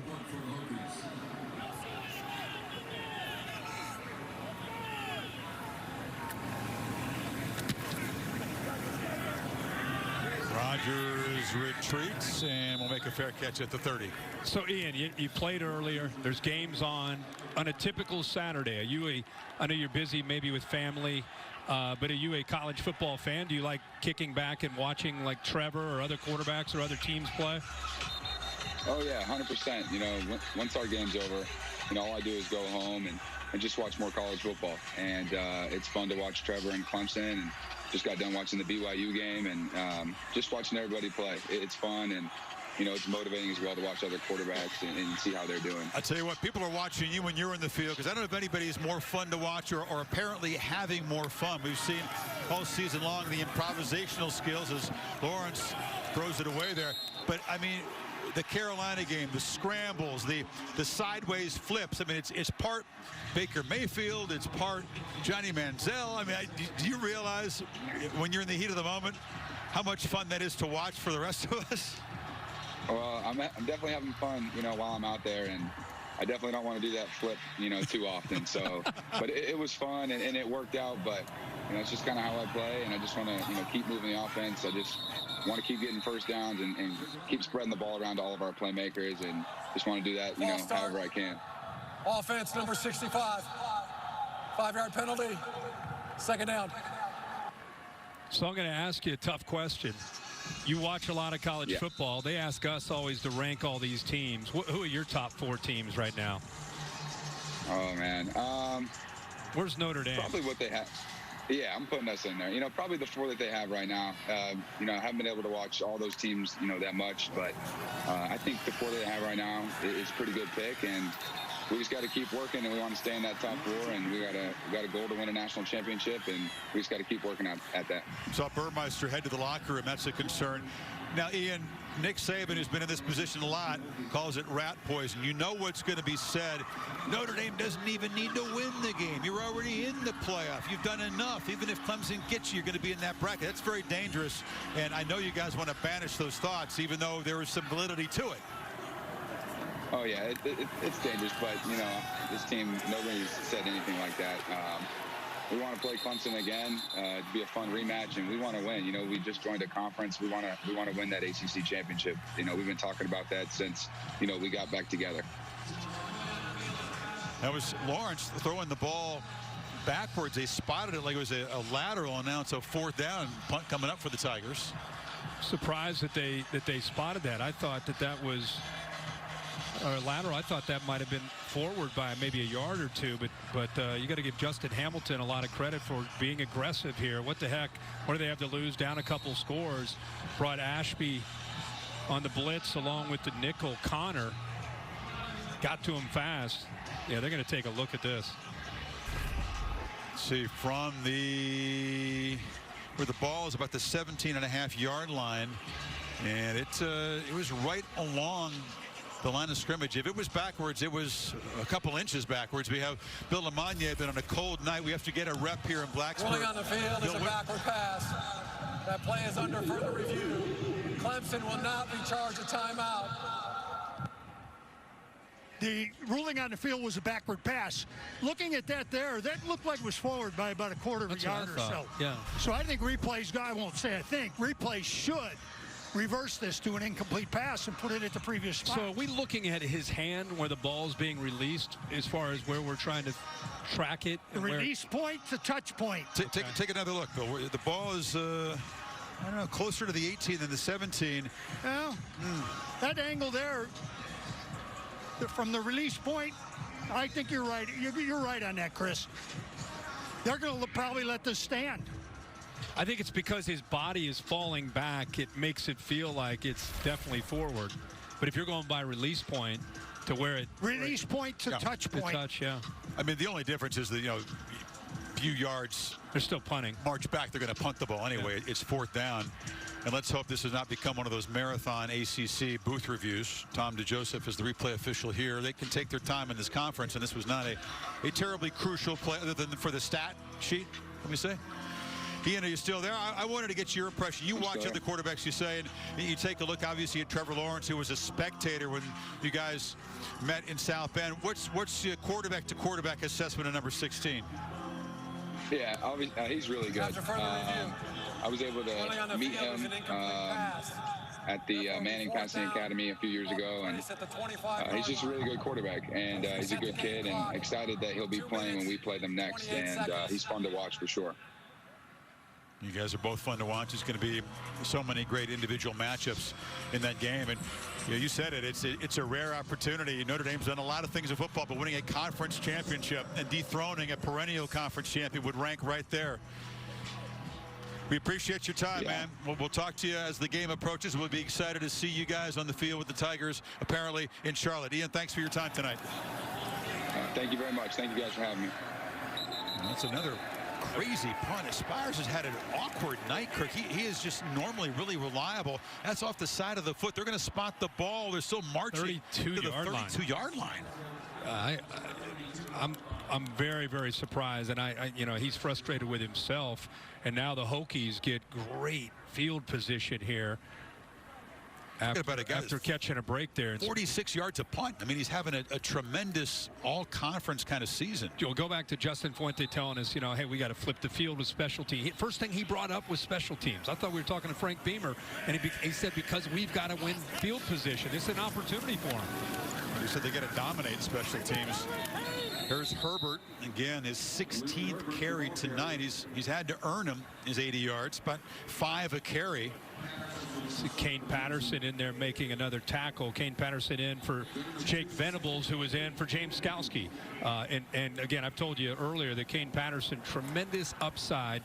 The young sophomore, very, very athletic, out of Nashville, 6'1", about 225 pounds, can get sideline to sideline, but I think it's just a matter of getting reps and getting more and more familiar. And this is obviously helping with his maturation and his growth. Again, Hooker back. We told you Burmeister headed to the locker room. He fumbles the snap, coming in cold, and it's scooped up. Kendrick with a convoy. Can they chase him down? He gets to the end zone. A scoop and score for Clemson.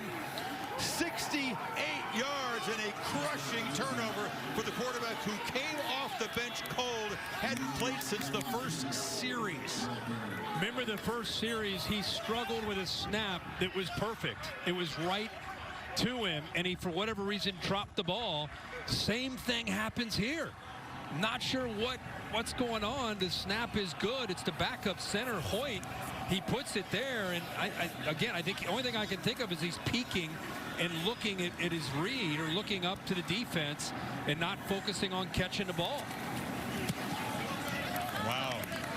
So Burmeister came on after that opening series. The play you alluded to sparked the offense, left the field to have an injury looked at. We don't know what it is at this point.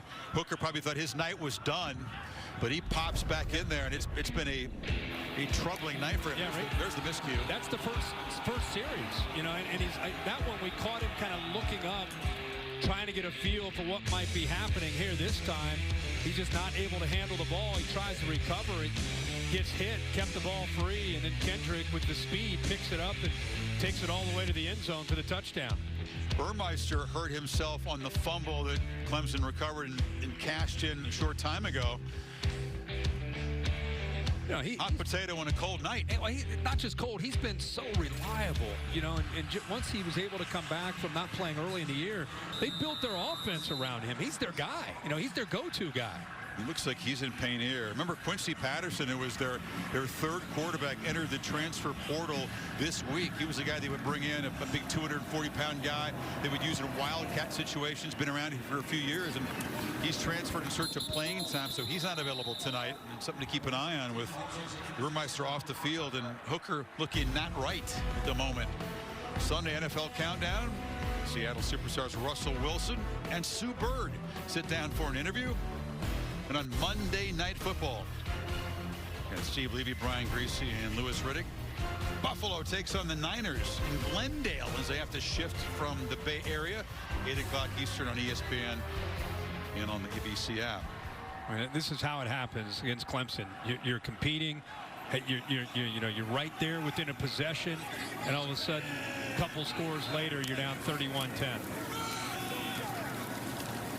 Hands it off inside. Knox Kadum, number 12, in a quarterback. Now here's what happened to Burmeister. That fumble, his knee twisted at an awkward angle there. I don't know if that's the source of it. Lost the football. That was a sack there where he was still trying to be in the game, but yeah, a little bit of an awkward twist there. But we have, you mentioned Patterson no longer with the team, so you've got Knox Kadum right now, who steps in. He could not have expected to play tonight. Remember, he's fourth string until this week. Suddenly in there in the 3-touchdown deficit. Kadum is going to keep it, and he's going to fall for a first down out near the 37. Hokie bench still showing some life and some spirit. Nice to see for a team that had lost 3 in a row coming in and is now down 3 scores. No doubt about it. He's 6'3", 185-pound redshirt freshman out of Georgia, and it can show you he's an athlete. I think it's what Justin Fuente always looks for in his quarterbacks. He loves the dual guy. A guy who can throw it, but especially has to have the ability to run it. They're still sticking to their guns, working that clock. Hooker joining Burmeister. Imagine Braxton's surprised when he sees his fellow quarterback joining him in that training room. So the seconds run out on the third quarter as the third stringer holds up 4 fingers. 21-point lead for Clemson. Back after this message and a word from your local ABC station. The Monster Angus Thick. Just 3 touchdowns. My goodness. 219 receiving yards. 45-14 Alabama at the half. Back to Chris. Half 100 almost at halftime. Look out. Not letting up after last year. No, don't expect a lot of throttling back of who that LSU celebrated Tuscaloosa.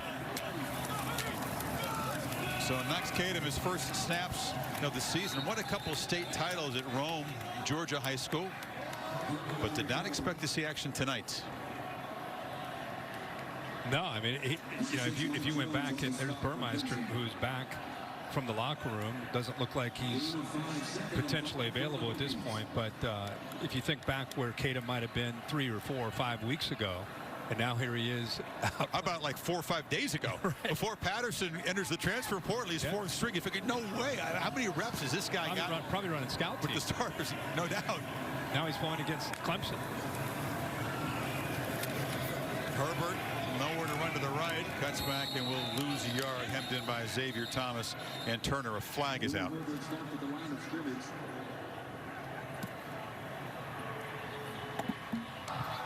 Illegal shift. Offense, 2 men in motion at the same time. That penalty's declined. 3rd down. Well, during these challenging times, ESPN and the V Foundation, the fight against cancer has not stopped. If you're able, please support cancer research by visiting v.org/donate. 100% of what you give goes to cancer research. Late colleague Stuart Scott, one of his foundations, is being overseen by his 2 daughters, part of the fight. 3rd and 6. Tatum on a screen. Catch made, and fighting for yardage is Robinson, and they will move the sticks out near midfield. That'll feel pretty good for this young quarterback who never expected to see snaps at all this season. Will still be given a redshirt year, no doubt. Yeah, I mean, he looks pretty well prepared for a guy that, you know, thought probably wouldn't have a chance of getting on the field. So give him credit in his preparation. But I really love to see Robinson make some effort there after the catch. I didn't think he had a chance to get to that first down, but gets there. And off to Herbert, has gone over 1,000 yards in his one and only senior season in Blacksburg. He's approaching 100 yards tonight. 93 now. This continues to be a good battle in the trenches. That time, Luke Tenuta, who's the son of John Tenuta, who was just a big-time defensive mind for years and still is, still working with Cincinnati. His son there with an outstanding block on the right side. Opening things up pretty good. I mean, you know, you're going to either get a short pass or a run. They're loading up near the line of scrimmage, and they're still finding ways to get some yards. Some backups in there for the Tigers defense. Herbert navigates through heavy traffic, and as you said, continues to fight. Sets up a 3rd and 2. Mike Jones Jr. tackled him. And we were just talking with Ian Book about taking on this Clemson team in a couple weeks in Charlotte. Skalski, we'll have to see. Hopefully he's going to be okay. He had that sports hernia that kept him out for a number of games. But we're seeing Tyler Davis fight through some discomfort. He clearly is not at 100%. Mike Jones, also another guy that's been dealing with some injuries, has not been able to be at 100%. Great to see 6 out there on the field playing the entire game. Landon Zanders, the safety, unable to go again. Tatum carrying all the way, runs right into the teeth of that Tigers pursuit, and they knock him down for a loss.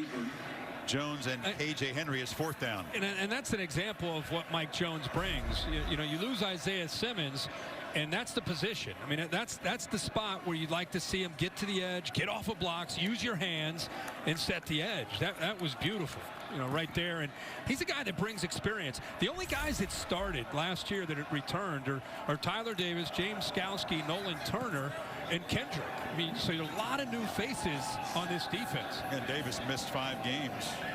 On 4th down, Tatum tries to make a play, rolls in the direction that he's got 3 receivers, escapes the rush for now, and not for long. He'll be knocked down, sacked on 4th down, chased down by Levante Bentley. Nice to see both these younger linebackers. Kane Patterson actually forces him out. Watch these backers fly on 4th down. 17 right there, almost comes up with it, and then Bentley finishes it off right there. Tigers take over, 11:06 to go.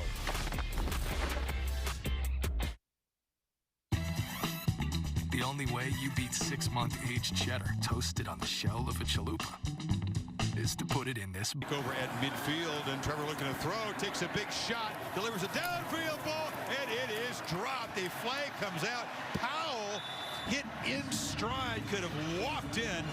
There is a flag in the secondary. I wonder if Powell maybe pushed off to get separation near the end of that route. Interference. Offense, number 17, 15-yard penalty. Down. Good spot. He's got long arms and used one of them there. Yeah, I don't know if that was in the back of his mind. You could see a little bit of hand jostling, and then at the end, a little push right there.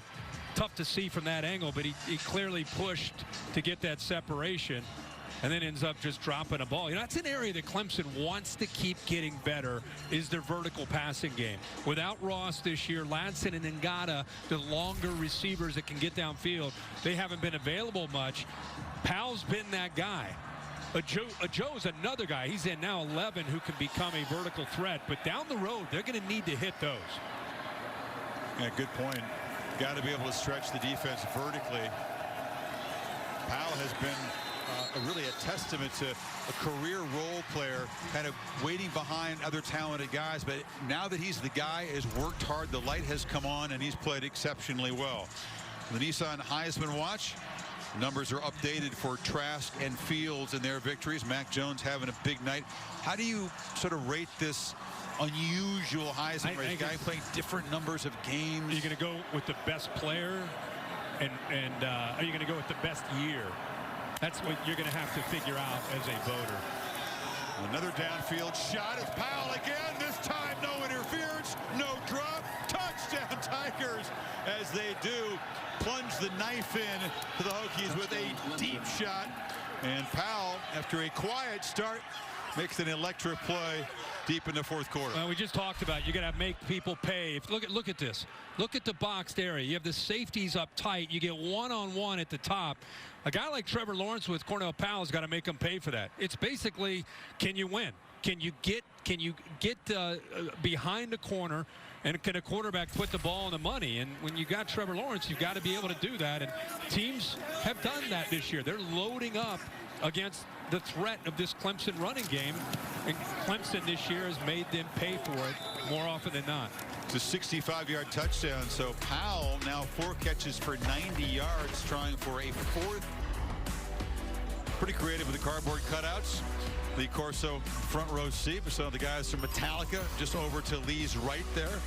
Tuesday night, the College Football Playoff Top 25 show. Kirk Reese and the gang, presented by AT&T 5G. Exclusive reveals of the rankings. Weekend and Bernie's. Wake them up. See what the T-shirt. Remember the T-shirt? Oh, yeah. I don't know what a Hokie is, but God is one of them. 4 touchdown margin now. The All-State bus was here. Kirk, what's your All-State protection?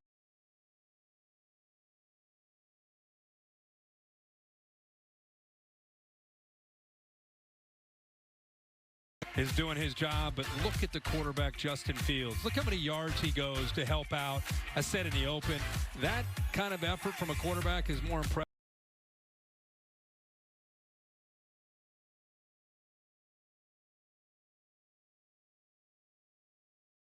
No doubt. Hand off to Jalen Holston. Well, the game plan hasn't changed. Just still going to grind the ground game and work the clock here. That was effective for a while. And that's the last guy they want to see down. Christian Darrisaw, their best offensive lineman, one of the best tackles in the country, who left the Pittsburgh game last time, is down. And we'll take a break while they help the big fella, we hope, to his feet. We're so embarrassed. We overpaid for this used car. We don't even want to show our... 2nd and 7 off the timeout. Darrisaw help to the sidelines, their star left tackle. You get the report after the game as Caden keeps and scoots for a first down across the 45. Very important game for Virginia Tech here next week against the Cavaliers. They're in-state rival that they've dominated over the years, Kirk, but they lost last year. So the health of Burmeister and Hooker and Darrisaw going forward is a crucial aspect of that game. They are dialed in, trying to reclaim the Commonwealth Cup from the Cavaliers. Yeah, and you know, a rivalry like that, not only that day, but it impacts the overall vibe of your program and recruiting, most importantly. I like the looks of Caden. I know he's a young guy, but he's an athletic guy. He can run the ball, and you know, for a guy that hasn't had many reps with the ones in practice, you know, he's come in here and doesn't seem to be overwhelmed at all by going up against Clemson. One of those guys, I guess, when you've won as many games as he did. I think he won 47 games in high school, a couple state championships, as we said.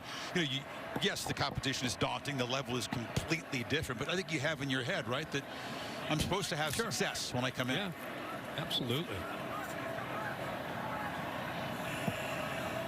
That throw wasn't one of his finest. And now he's pressured, immediately dumps it down. And there's a big play on the sidelines. And Holston still going. Thought he was going to get knocked out of bounds. Stayed alive and is knocked out inside the 10-yard line. That's some good blocking downfield. And the lineman does their job. And how about Kadum waiting to the last possible second until he got rid of this football? You know, he stayed in bounds all the way until the very end of this play when he finally gets pushed out by Nolan Turner. It's like Clemson maybe called a timeout trying to get some players shuffled in. But how about Kadum? Not Kadum that play. I thought he might get sacked. He gets it off. And I don't know why Holston doesn't get more opportunities. I know Herbert is a great back, but you know, he runs hard, 215 pounds. Yeah, I think the heel's in the air. Yeah, it's in the air. It didn't touch. Yeah, the ball of the foot is in bounds. I don't think the back of that cleat touched the white. It's tough to say for sure. Again, they have to see evidence for sure that it did touch down. I don't see any movement of grass at all. I think that was in the air. But you're right. I mean, it looked like he was going to get sacked. He got the ball off. And Holston, a tremendous effort, picking up 47 yards. You see him against Miami, their Miami game? Yeah. He ran hard that game. Watch this. It looks like he's going down. It looked like Maskell had him brought down. Maskell had him brought down, but instead he gets it off and huge yards. They're going to let it stand. So first and goal, Holston in the game. They fake it, and Kadum takes a big shot, earns a yard gain to the 5. Bentley has been active tonight. He's one of the guys that's a reserve, but it reflects the talent, the depth of this Clemson defense. Yeah, he is a physical presence when he gets out there. Doesn't have quite the length that some of the other backers like Kane Patterson and Jake Venables when they come in for Skowski. Bentley will rotate in a lot of times in for Spector. From Birmingham, redshirt freshman.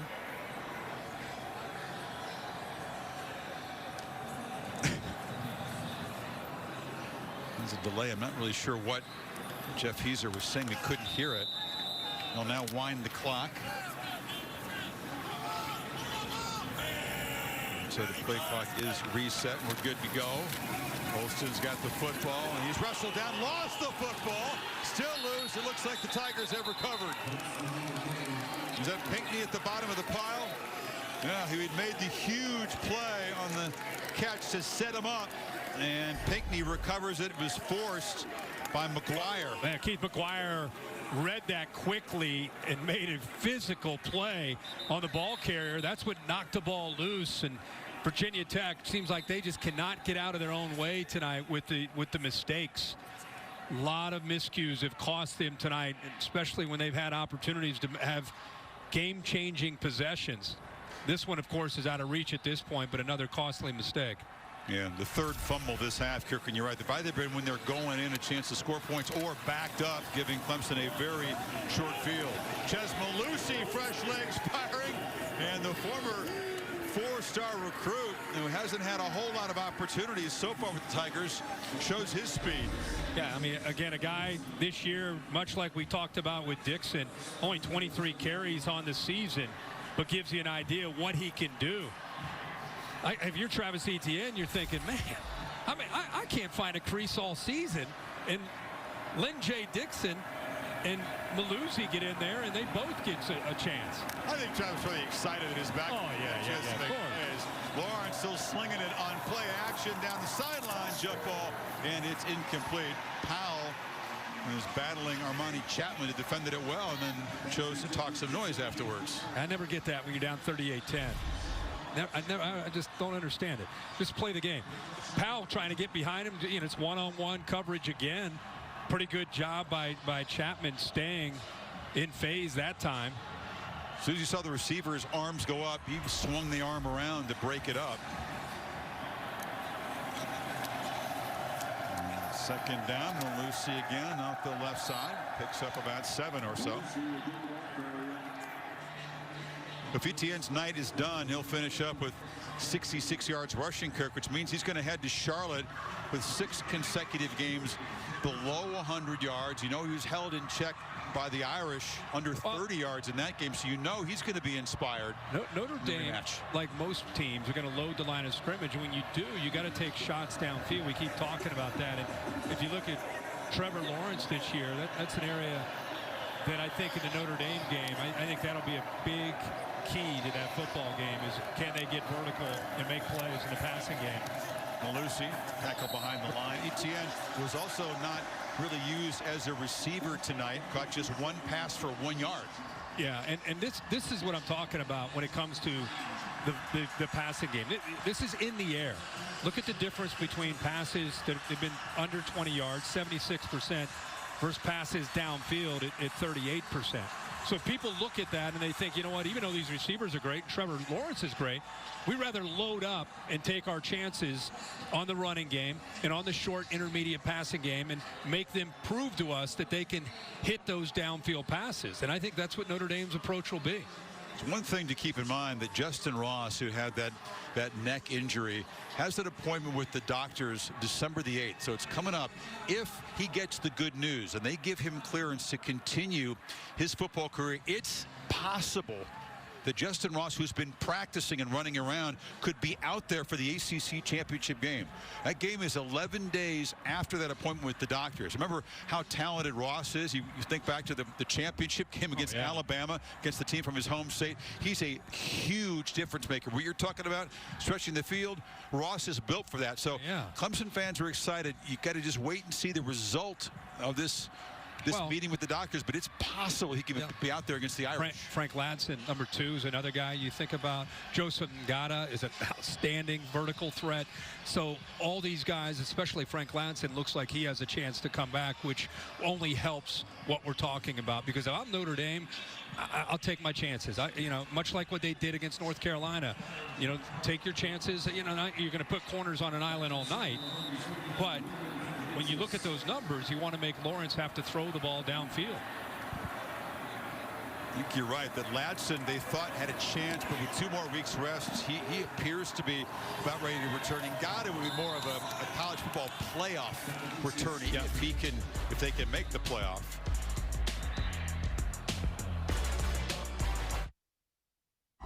Searching for meaning in a relentless world. We plan on seeing Clemson again.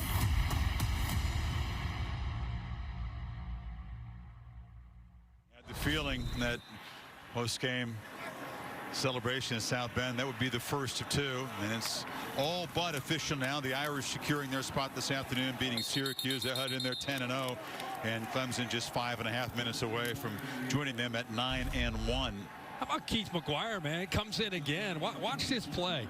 I mean, I know that we're at this point, the game's wrapped up, but when you're Brent Venables, we get maybe a shot of Brent Venables on the sideline. He's a defensive coach. At any point in the game, it doesn't matter who's in the game, doesn't matter what the score is. Again, his brain, it's first series, and these players feed off of that energy, and they're going to play to the last whistle. Honestly, that's what you respect about Clemson. Watch my man. He's going to make a tackle on the right here. Well, everybody on the 3 deep, every single Clemson defensive player on the 3 deep that they brought here has now played in this football game. Yeah, and again, he and especially Dabo sets a tone of, hey, guys are going to work in practice, and when they work in practice, we're going to play them. And when you play guys, you're going to get better energy in practice and just overall around the facility, and guys are going to care because they know that they're going to get an opportunity to play. I think it's a really good approach. And Brent, like I said, how do you not want to play for this guy? No, good points. I think it has to be said that their third-string guys could start for a lot of teams, too. So it's not like you tried out the 3 deep, you're putting unathletic guys on the field. Kadum just heaves it, and it's incomplete on the sidelines. Pretty good chance there. I'm not even watching it. I'm watching him. You see him on that one? I think he tried to cover that. He tried to make the play on the ball. No, Blackshear was down there. He's still chewing.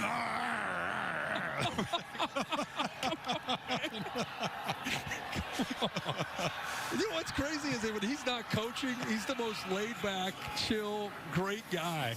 But man, he gets a headset on and it's game on. The switch gets flipped when the headset goes on. You're right. He's still angry in the punt. Bradburn for a cut at the 50-yard line. Our Pacific Life game summary takes a look at, well, some of the quarterbacks you've seen tonight, because you've seen 3 for the Hokies here, and I think we're about to see Uyangalele come on for the Tigers. Lawrence finishes 12 of 22. The late touchdown pass to Powell through the pick, had a couple touchdown runs, and Burmeister came in on relief after the first series and left injured. Lyn-J is in the game. Obviously has had a big impact on this team as a true freshman. Goes to 2 starts. The win against Boston College, the double OT loss to Notre Dame when Lawrence was out. 400-yard game against the Irish, and boom, there he goes. Why not bring in Darien Rencher and let him get a touch and a touchdown? First time he has the football in his hands. It's a house call for Rencher, the senior from Anderson, South Carolina, just up the road from the campus. Look at the reaction from the team. I think the entire team will go down to him. First touchdown this year. First touchdown of the year. He had 2 last year.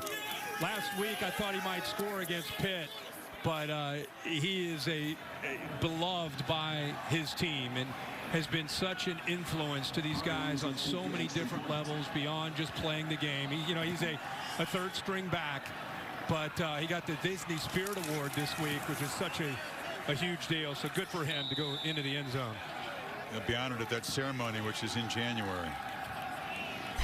This year, the Disney Spirit Award is recognizing Darien Rencher as college football. That's a big deal. All right? So, Darien, we're really proud of him, man. Really proud of him. He was emotional there. That announcement caught him off guard. And this is a moment that caught us off guard, too. Into the clear and all the way to the end zone. You talk about a lot of aspects, Kirk, of this Clemson program you obviously know very well with your son's a part of the team. But what you just said there, the fact that the teammates reacted. Look at Scalzi. He's had a disappointing night, but he's over there with his fellow senior. I said to D-Mob and Bill when he scored, I said, keep the camera on because everybody in a white jersey is going to go down to that corner of the end zone to love on. I'm talking the trainers. Everybody loves Darien Rencher and what he has brought to this program throughout his career. Just carry number 23 for number 21, and that's a heck of a moment. And the Disney Spirit Award, he will be honored, as I said, in January virtually this year. The ceremony that's usually held in Atlanta, but of course not in 2020. But that'll be another moment for him to cherish, and he can talk about his story. 45-10 now, 4:01 to play to Kevin Nagandi. Chris, you mentioned 45. We got 45 from Miami to Durham. De'Ara King to Mike Harley in stride. He gone 89 yards to the house. The Canes rolling against Duke 45-0 on the ACC network. Back to you guys. Ouch. Trevor Lawrence over there to congratulate Rencher. What a moment for him. The social justice issues that were all throughout this entire country. You saw a lot of players involved with a lot of movements on these campuses, and I think none bigger than what Darien Rencher and what Trevor Lawrence and what the players did. But it was led by his guidance and his leadership throughout those tough times for all of us and throughout the country. Cornell Powell, who's to his left, also one of the more outspoken guys with the Black Lives Matter movement. That's Dabo hugging on him and appreciates him more than anybody as the head coach. It's just a guy that's a third-string tailback that's selfless. I mean, when was the last time you saw someone score and 10 minutes later, everyone's still hugging on him? That's a heck of a play. That was a 1-yard play. He got out. Run. By the way, I don't know if it's fair to call Dabo Swinney the king of the cold, Kirk, but he will move his record to 9-0 at Clemson when the kickoff temperature is 45 degrees or less, as it was tonight. He was hoping he'd see some snow here. Yeah. A little disappointed because he's never coached or played in snow. Didn't quite get the precipitation he hoped for, but it does show you that all these southern teams, how they're going to handle the cold temperatures. They've handled it just fine with him. Well, I think in his case, he likes to challenge himself and especially his team. Everybody wants to know, Clemson, warm weather team, how they're going to handle 30 degrees. Instead of being like, oh, I don't know. He's like, yeah, man, hope it snows. Like he turns it into a positive. I took a picture of him on the monitor when we were here about an hour early. He came out for warm-ups. He's all bundled up, looked like the Michelin Man. And I took a picture on the monitor, sent it to his phone. Like, look at the Southern boy up in the cold here. I mean, he's bundled up. He was all excited to get to wear that puffy jacket this week. Tony Elliott was down there too, wearing a big puffy jacket, but his spot in the game was up here in the box. He didn't seem to be too disappointed about that. There's Evan Fairs making the catch from Kadum moments ago. And the handoff inside to Marco Lee, as a lot of the backups are getting a chance to play here. Another reminder that tomorrow morning, Russell Wilson and Sue Bird will have a one-on-one interview. All the NFL pre-kickoff news. And on Monday Night Football, Josh Allen and the Bills take on the Niners, whose new home is in Arizona, playing in Glendale. 8 o'clock Eastern time, 5 o'clock on the West Coast, also on the app. Final 2 minutes here. Virginia Tech's going to drop to 4-6. Who knows if they're still in play for a bowl game? None of the normal rules seem to apply. There's a lot of confusion about the bowl games. The ACC has lost 4 bowl games that they had tie-ins to, cancellations, casualties of COVID, but the Hokies will still have hope. We'll see how that plays out. They'll be 4-6, trying to end a 4-game losing streak here against the Cavaliers in their rivalry game next week. Yeah, hopefully they're going to get some players back healthy. And for Clemson, it's a matter of getting a couple weeks with the move the ACC made for them in Notre Dame. They both are now off, and chance to regroup, get some people healthy, find out the status of James Skowski, try to get Tyler Davis back at 100%, and see if they can go and be as close as they can possibly be to a healthiest roster that they've had in weeks. Can be a lot of hype and a lot of talk. People wondering, can it possibly match the hype? Can it possibly live up to Chapter 1? Pretty hard act to top the double OT thriller in South Bend. Oh, they're thinking about Gatorade here, huh? I guess you clinch a spot in the ACC championship game. Is that really worth the Gatorade bath? Well, I don't know what we'd have to ask Maria what the official temperature is, but that'd be a cold Gatorade bath, right? Uyangalele has got his hand in the bucket. CFP selection show December 20th. And then the semifinals, of course, are in the Rose Bowl and the Sugar Bowl. Heisman will follow that, done virtually. And then, of course, the championship game down in Miami, visited by AT&T. And about 12,000 fans, similar crowd what they have for the Hurricanes and Dolphins games. Hey, a lot of people that are wondering what's going on with the postseason. You know, with everything that's been going on in this country, are they playing a postseason in college football? And the answer to that, as of right now, is yes. Just saw the dates. January 1, a big day with a Rose Bowl and a Sugar Bowl, the semifinals for the top 4 teams in the country. I'm surprised to hear that there was confusion. A lot of people apparently didn't get the word, but they've had from the beginning of the season the plan to have the regular 4-team playoff bracket. Dabo's running, by the way. He caught him before. Oh, he let him do it. Oh, he just gave in. He said, "Yeah, bring it on."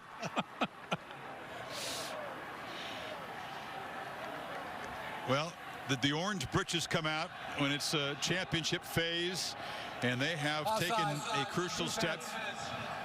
They'll go for a 6th consecutive ACC title. This also applies for a 10-second runoff. Please reset the game clock to 6 seconds. Okay, Jeff, your housekeeping. And continue to the point, how rare is it for Clemson to have an opportunity to pay back an opponent for a loss earlier in the season? You don't get that chance very often. For Clemson, it's flat out must win. You got to win that game in the conference championship to get in the playoff. It may not be for Notre Dame. We'll talk a lot more about that. Yeah, I think Notre Dame loses. They're still in a really good spot to be in the 4. Well, it was close at halftime. Tech came close to making it 17 apiece on that Hail Mary, a half-yard short of the goal line. But after halftime, Clemson scores 4 touchdowns and wins it by 35. Trevor Lawrence scores twice on the ground, throws 1 touchdown pass. And the Tigers will have a week off to kick their feet up, as will the Fighting Irish, and then a collision on the afternoon of December the 19th for the conference championship, and a lot more at stake. Nolan Turner and the amazing